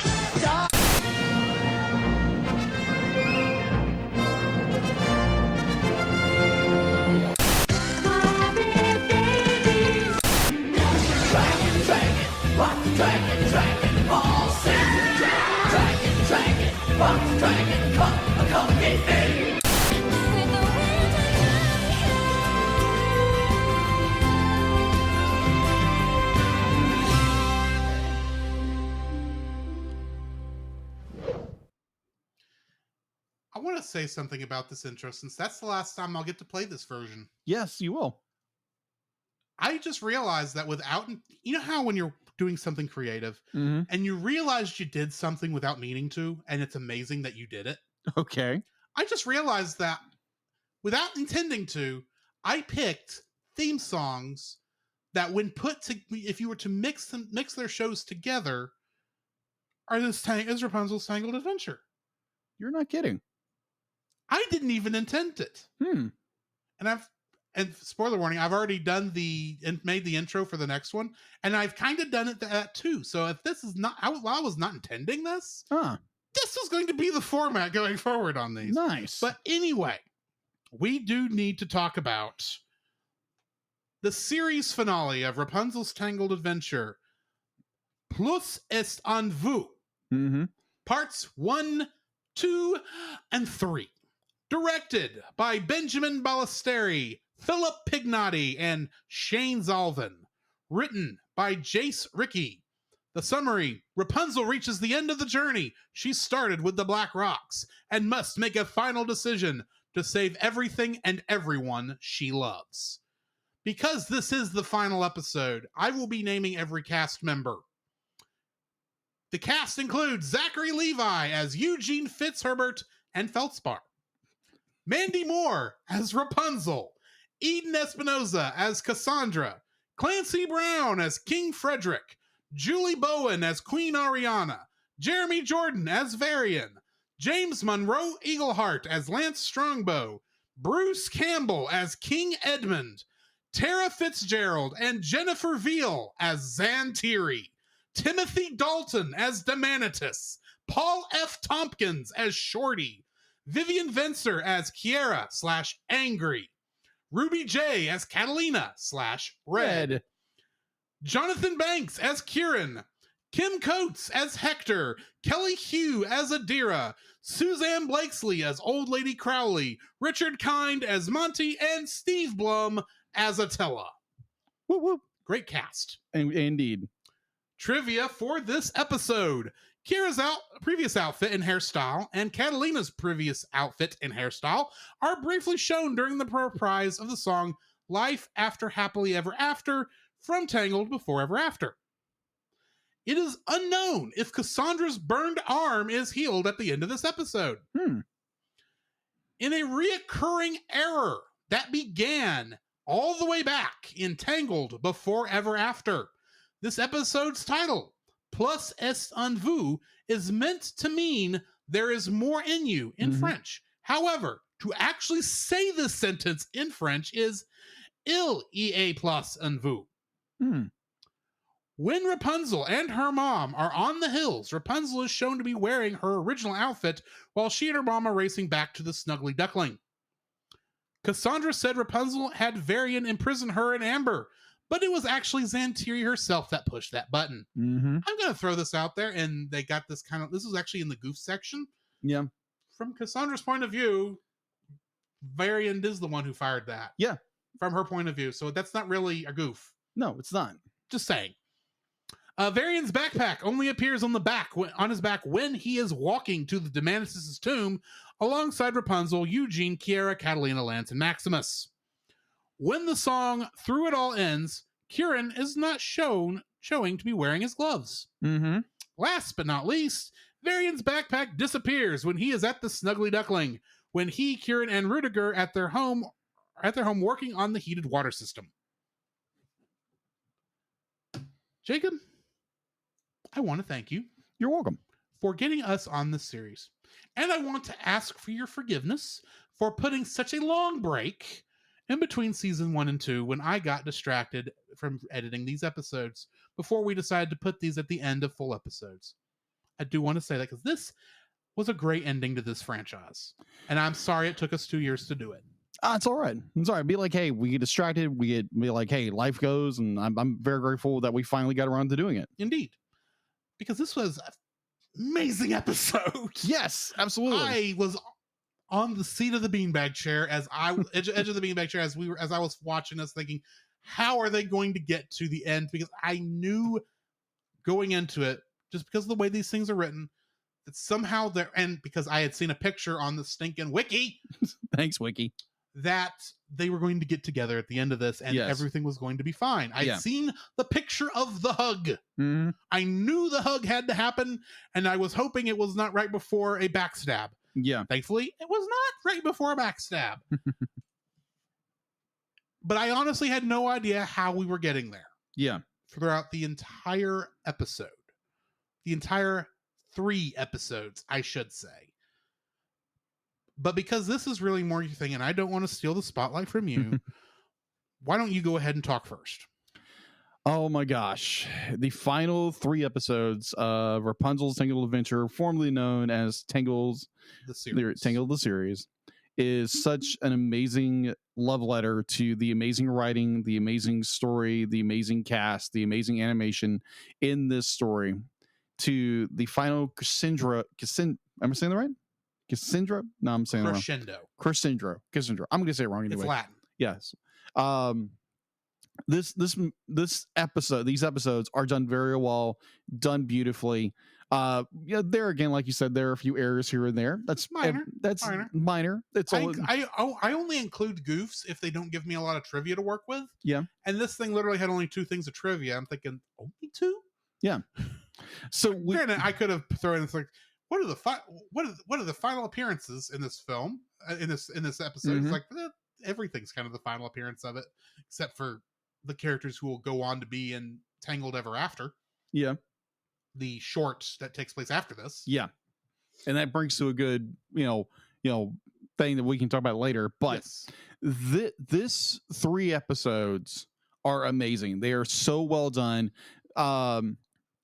The idea that now the citizens, the kingdom of Corona, have to take back their own kingdom from Cassandra, who has gone completely Mother Gothel, has gone completely power mad, is so obsessed with her own destiny that she is blinded by all the hatred, all the rage. And it is so well done with how her villainy kicks up to 11 and beyond, and we get Xantiri be finally seen, be like, we're kind of know what she's up to, we know what she's doing, be like, oh, okay, be like, we have this we have the eclipse coming. We have the eclipse coming in this Yeah. episode, and it somehow is going to block out. It's going to block out the sun, rendering Rapunzel's powers useless, and this whole setup is so well done. And then you like have all the characters going on these grand adventures in between here and there. You have what was it? Yeah, back me up on this one.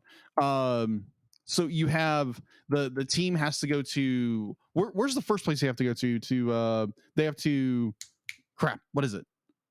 You talking about Demanitus's tomb? Yeah, they have to go to the Manus's tomb. They have I can't remember what they're looking for. What is it? Oh yeah, They're looking for the plans for the portal. Yeah, they're looking for the plans for the portal. Thank you. I kept forgetting. Well, like what were they doing there? It's like they're trying to find the plans, and of course you get the silly thing. It was like, they get turned into monkeys. They get their heads mind swept with monkeys. Yeah, like that was funny. That was funny. Like Lance, of course, cannot help himself but do something. So he makes the comedy relief and makes this scene even funnier. Immediately, even though this is more of a serious point, but they have to make a funny joke out of it. Mm-hmm. And like this is how it blends comedy and seriousness and action and adventure with silly comedy. It makes it done very well. That's how you're supposed to do comedy. Yes. Not slapstick stupid, doesn't make any sense. Slapstick can be fun. It can be. in its way. In its way. But nuance. Be like this. All I can think is like the story itself. The story itself is amazing. You have the final confrontation between Rapunzel and Cassandra, how are we going to pronounce her name?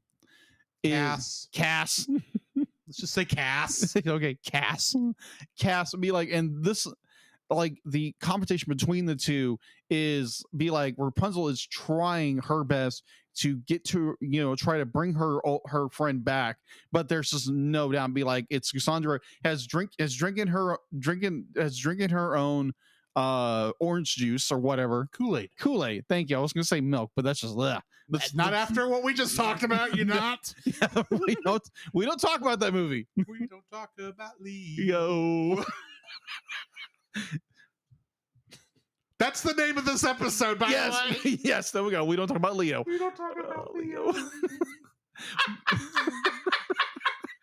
sorry, I didn't think about that just now. That's hilarious. Title, everybody. Title drop. So yeah, it's so great. I mean, like Zentiri is just like she's almost like the perfect villain. Almost. Be like, I don't know. Be like, I'm kind of torn. Be like, is she like the perfect villain? Yes. Yeah. She was setting up. She was setting this whole thing up from the very beginning. Oh yeah. Her actions are entangled. The movie. Yeah. Granted, they're not in your face. They're not even mentioned. I bet the writers of Tangled didn't even know about it. But the writers of the show did such a good job. Agreed. Connecting everything. I actually want to go back to season 1 because I want to see if her wardrobe had the sun and moon on it. Huh. Because I noticed that here the first time it showed up before they made it obvious. Yeah. I go, there's a sun and moon. That's them as sisters. Yeah. How far back were they thinking this through? A lot. And then I realized they had to have had some idea because Rapunzel is gold and Cass in her handmaiden outfit is wearing silvery blue. Sun, moon. They thought this through. They thought Good this storytelling. through far too quickly. It's one of those things where you have to go, did they really think of this back in Before Ever After when this first showed up? Or did they really have this ending in mind? Or is all this nice, happy happenstance? And I can't believe this is happenstance. They had to have been thinking of this when they started the series, even if they didn't know exactly how it was going to end. Oh, I'm almost guaranteed they knew exactly where they were going because they're planting seeds throughout season 1 of what's going on, like who the Zentiri is, the entire enchilada. Be like, they don't give you everything, but they're planting seeds. Mm-hmm. And then we get in season 2, we're getting even more seeds planted, and they're growing and growing and growing. until the end of season 2. It's like, Yes. boom, there you go. Then you get season 3, Dude, which is if somehow you are listening to this episode and you have not, by hearing us talk about it, not dipped your toe into Tangled the series / Rapunzel's Tangled Adventure, pause. you should go back and watch the whole stinking thing. Just throw in Tangled, get you a little bit of a refresh. Go find Before Ever After, because for some stupid reason they had to list it separate from the rest of the series. It's just weird. Then go watch Rapunzel's Tangled the series, season 1, Rapunzel's Tangled Adventure 2 and 3, and then just as a nice little after dinner mint, Tangled Ever After. Yes. Which we'll talk about at a later date. Yes.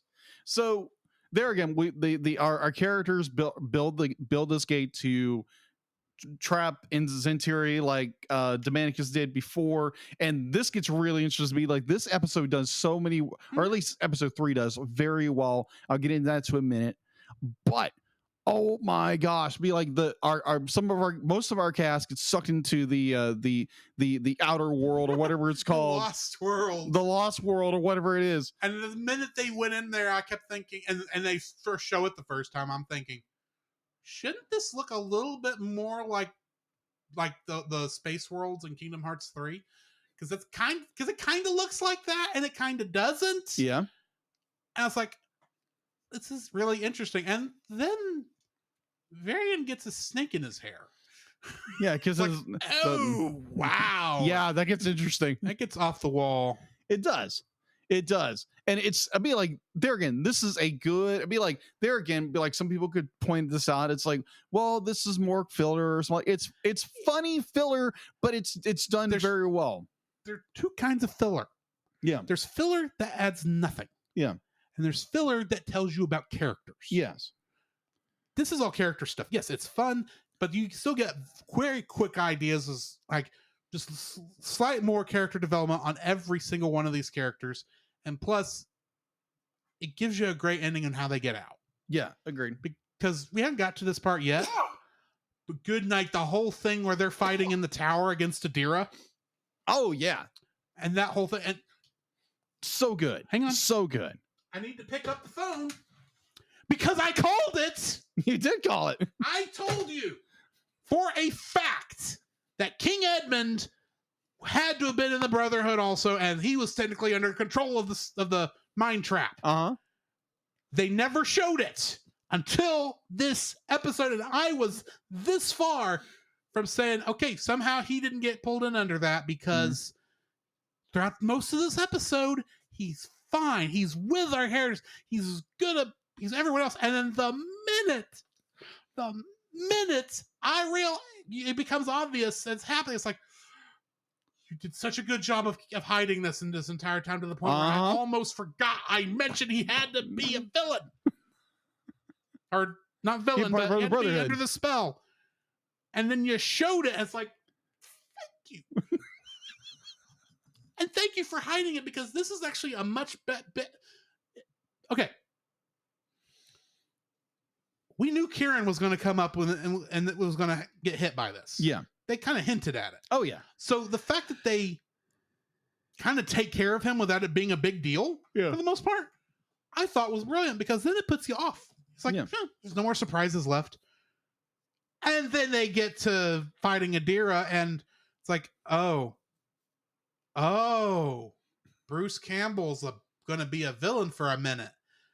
Okay. A very good minute. Very good minute. That was fun. That was good. And the way they handled it, where how he was King Edmund destroying the mine trap, and how just you can tell that Eugene finally got through to him. Yeah. Under that, is like, oh, so much. That's done so well. This is good animation. This is good storytelling, guys. Agreed. And also, to be like a good thing, it's like this idea of like forgiveness and reconciliation. Be like the one of those points you really love with storytelling is where if a character has a redemption arc. Yes. And like Cassandra has it in spades in this one. Yes. Oh man. I'm a sucker. I am a sucker for redemption stories. Uh-huh. And they have did such a good job to make the redemption at the end of this at the end of this episode. They made it do so well because it took all 3 seasons to get her to this point. Oh yeah. To the point you had to get her to the point where her betrayal at the end of season 2 made sense. Mm-hmm.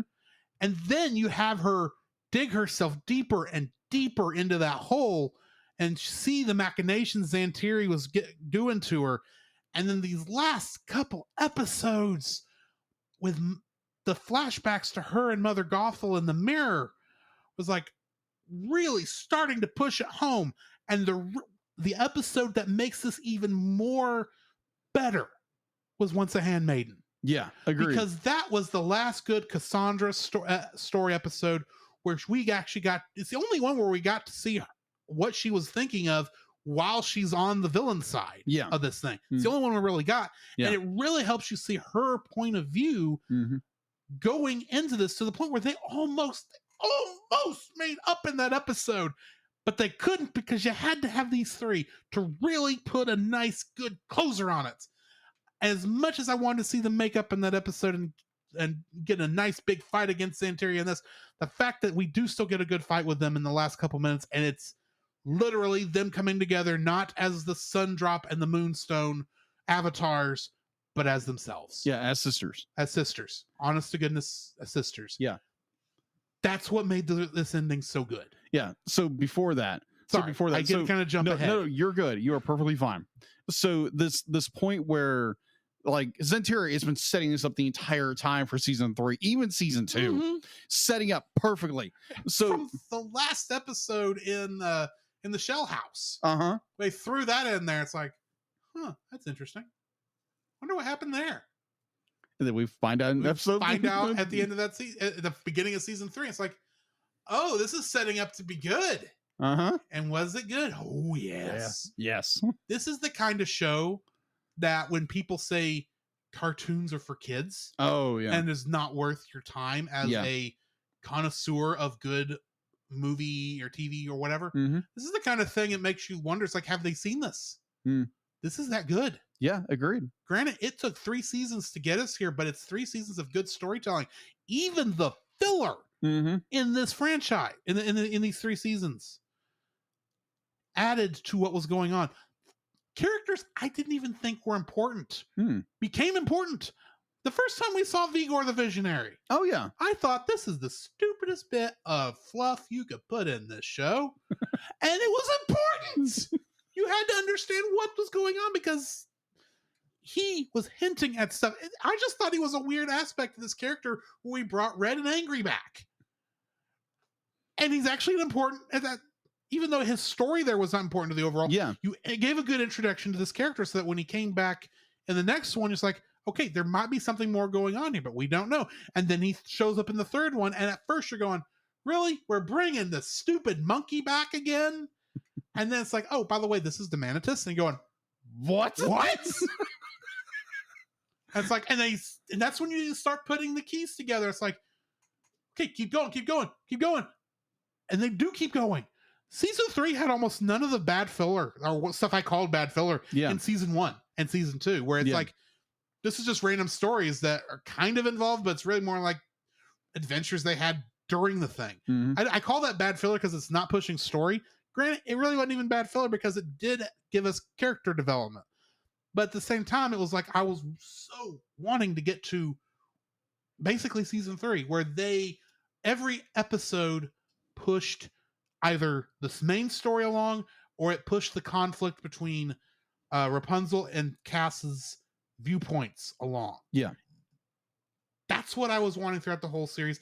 And granted, looking back, we actually got that. Yeah. But in the middle of it, I didn't realize it at the time. Yeah. Agreed. This show is good. Agreed. This show is so good, it doesn't deserve to be this good. Yeah. As much as I like Tangled as a movie, this show is far better than Tangled the movie is, I think, in terms of the ambition. The depth of storytelling. The ambition of the story they told over these 3 seasons is far more than what Tangled was doing by itself. Yeah. And they did such a good job with it, setting up plot threads from Before Ever After that just had a quick connection back to Tangled, even though the people who made Tangled were not thinking of where that story could go from there. Mm-hmm. And he did such a good job connecting it. And these 3 episodes in and of themselves, even to do stuff all the way back to Tangled, even mimicking the style of storytelling that Tangled did with Eugene kind of mimicking the structure there. Yeah. And it all comes together on a boat in the middle of the lake. Oh gosh. When finally, after 3 other tries, 2 by Eugene and 1 by Rapunzel herself, Mm-hmm. they finally pop the question and she answers yes. Yes. It was a great ending to this series, and I've enjoyed this series, and I thank you for putting this on the list. And this was a great way to start TAS. I only wish we'd actually started with this instead of throwing in some other stuff because I was hesitant to get us started originally. Originally, we should have just started this at the beginning of season 2 of the Cellcast and just put it at the end, even though I didn't think about it doing it that way at the time. We should have been on the ball faster on this, and I'll apologize for my part in delaying it. It's all right, man. It's a great show. It's all right.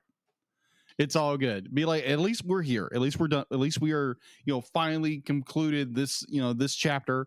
I absolutely love this series to death. There again, like I go back to where I was going to say earlier, the idea of this redemption arc of Cass is be like, you have Zentiri has pulled what she wanted, and she gets both the sun drop and the moonstone and becomes her final form. Let's say do a DBZ form, but it's this idea of where demon form. I think it's demon I saw form. Somebody else call it. Yeah, demon form. But this moment where Cassandra and Rapunzel, who are both now depowered, they can't use their powers anymore. It's this point where it's like Cassandra is broken. She is she's a shell of who's this mighty woman who is full of rage and hate, resentment, is broken because she realized what she has done. Yes. And she is like, I am worth nothing. I have destroyed everything I ever cared about or loved. And I don't see how you can forgive me for what I've done.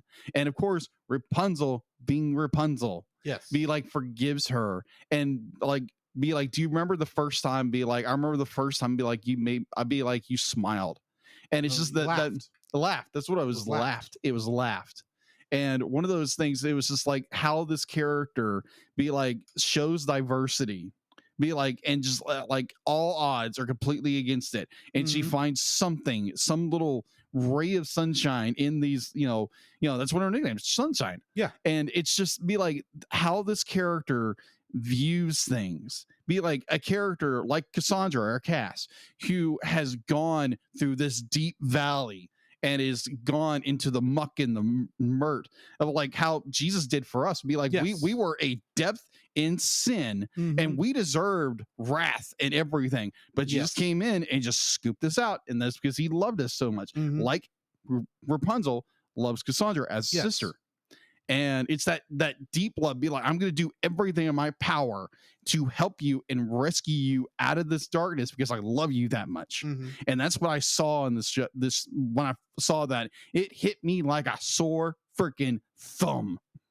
And it was, it's powerful. It's a very powerful moment. And definitely when you get towards the end, when they finally defeat Zentiri and Rapunzel looks around and be like, Cassandra, we did it. And it's like, she's dead. Either she's severely unconscious or she's dead. Yeah. And it's just it's that moment where it'd be we fought too hard and we can't to gain our friend back, and not like this. And she, go ahead. Go ahead. I'm just going to cut in here in a second when you get to the end of your point. Okay.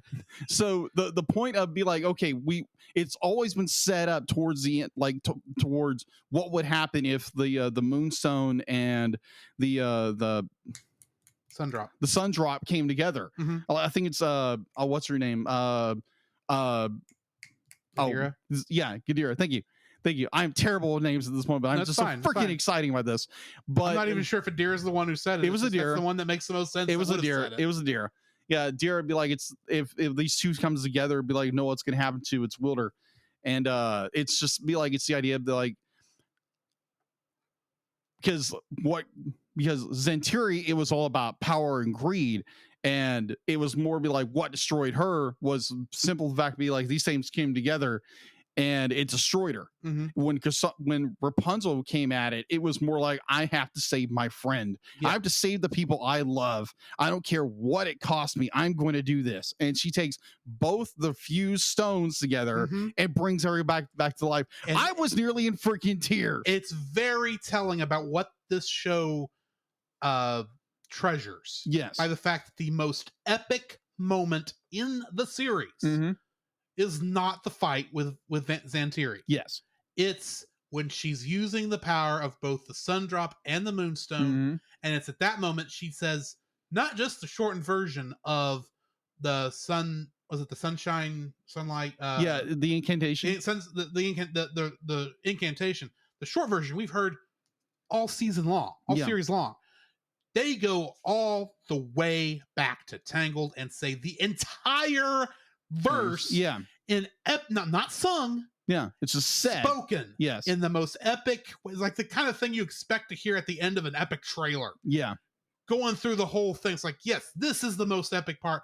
And is it a final attack against Zantiri? No. It's not an attack at all. It's literally a healing spell, literally to bring back Cassandra.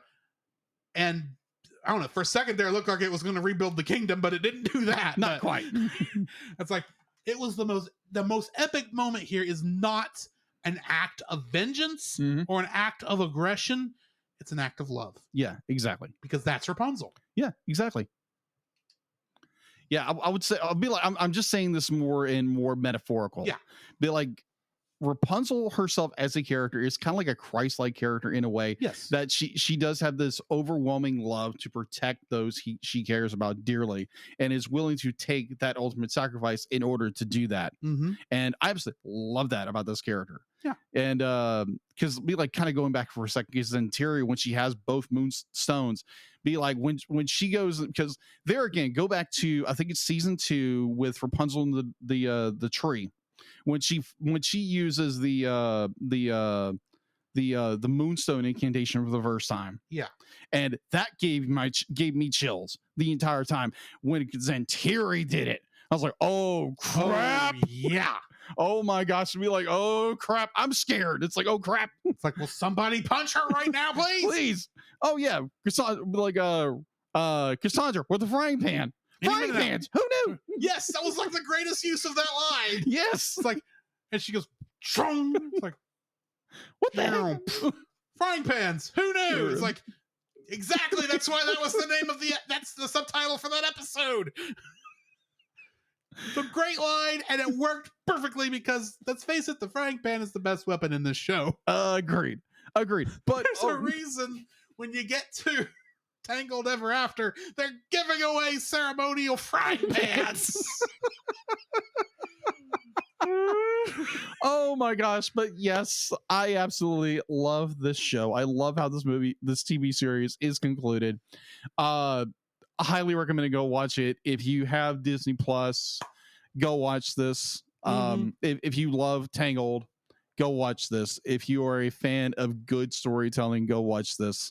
If you're like characters, everything, you'll love this show. Yes. I don't see why people haven't watched this enough. Why the fact that this show is almost unknown. Yeah, exactly. Except for the people who know. Yeah, it's a hidden gem. It's weird. It's a hidden gem. But anyway. Yeah, great show. Great show. Which for the last time means we finished. We're at the end of another episode of Rapunzel's Tangled Adventure. I would agree with you. And the last one, which means next time we are starting. Yeah. Well, restarting. Yeah. A series we've already started. Because we've already reviewed season 1 of Star Trek Lower Decks. And in a weird sort of way, this actually will finish what we started. If you'll pardon the Star Wars quote. But next episode, which we are reviewing the stop motion short of Frankenweenie for their beginning of Halloween month. Yes. We will be watching Season 2, episodes 1 and 2 of Star Trek Lower Decks with strange energies and Kayshawn, his eyes open. Admittedly, season 2 is going to start a little slow, giving you fair warning. But it gets really good in season 3. So join us next time for that. However, in the meantime, this has been Drew. This is Jacob. And we will catch you in the next frame. You can follow Jacob on his Facebook at Jacob B. Heron. His Facebook page, Jacob's Daily Art Corner, where he tries to draw each and every day. His Instagram at Jacob B. Heron. His Twitter at Jacob Heron. And his letterboxd at Jacob Heron. You can find Drew on Facebook at Drew Dodgen. His Facebook page, Drew's Photo Bin, to see his photography. His letterboxd page at GGeorge759. His Twitter at GGeorge759. And Instagram at Drew Dodgen. You can like us on Facebook at the Cellcast Podcast. On Twitch at the Cellcast Gaming. On YouTube at Cellcast. On Twitter at cast_cell. The Cellcast can be found at Apple Podcasts, Google Play Podcasts, Stitcher, Spotify, or anywhere else fine podcasts are downloaded from. Please rate and review us where you found us, and also on Podchaser. Email us at thecellcastpodcast@gmail.com. The Cellcast is a proud member of both the Pop Americana and Culture Box media networks. For more information, please see the link in the description. Our theme song is Drop and Roll by Silent Partner. And remember, that's Cell, with a single L.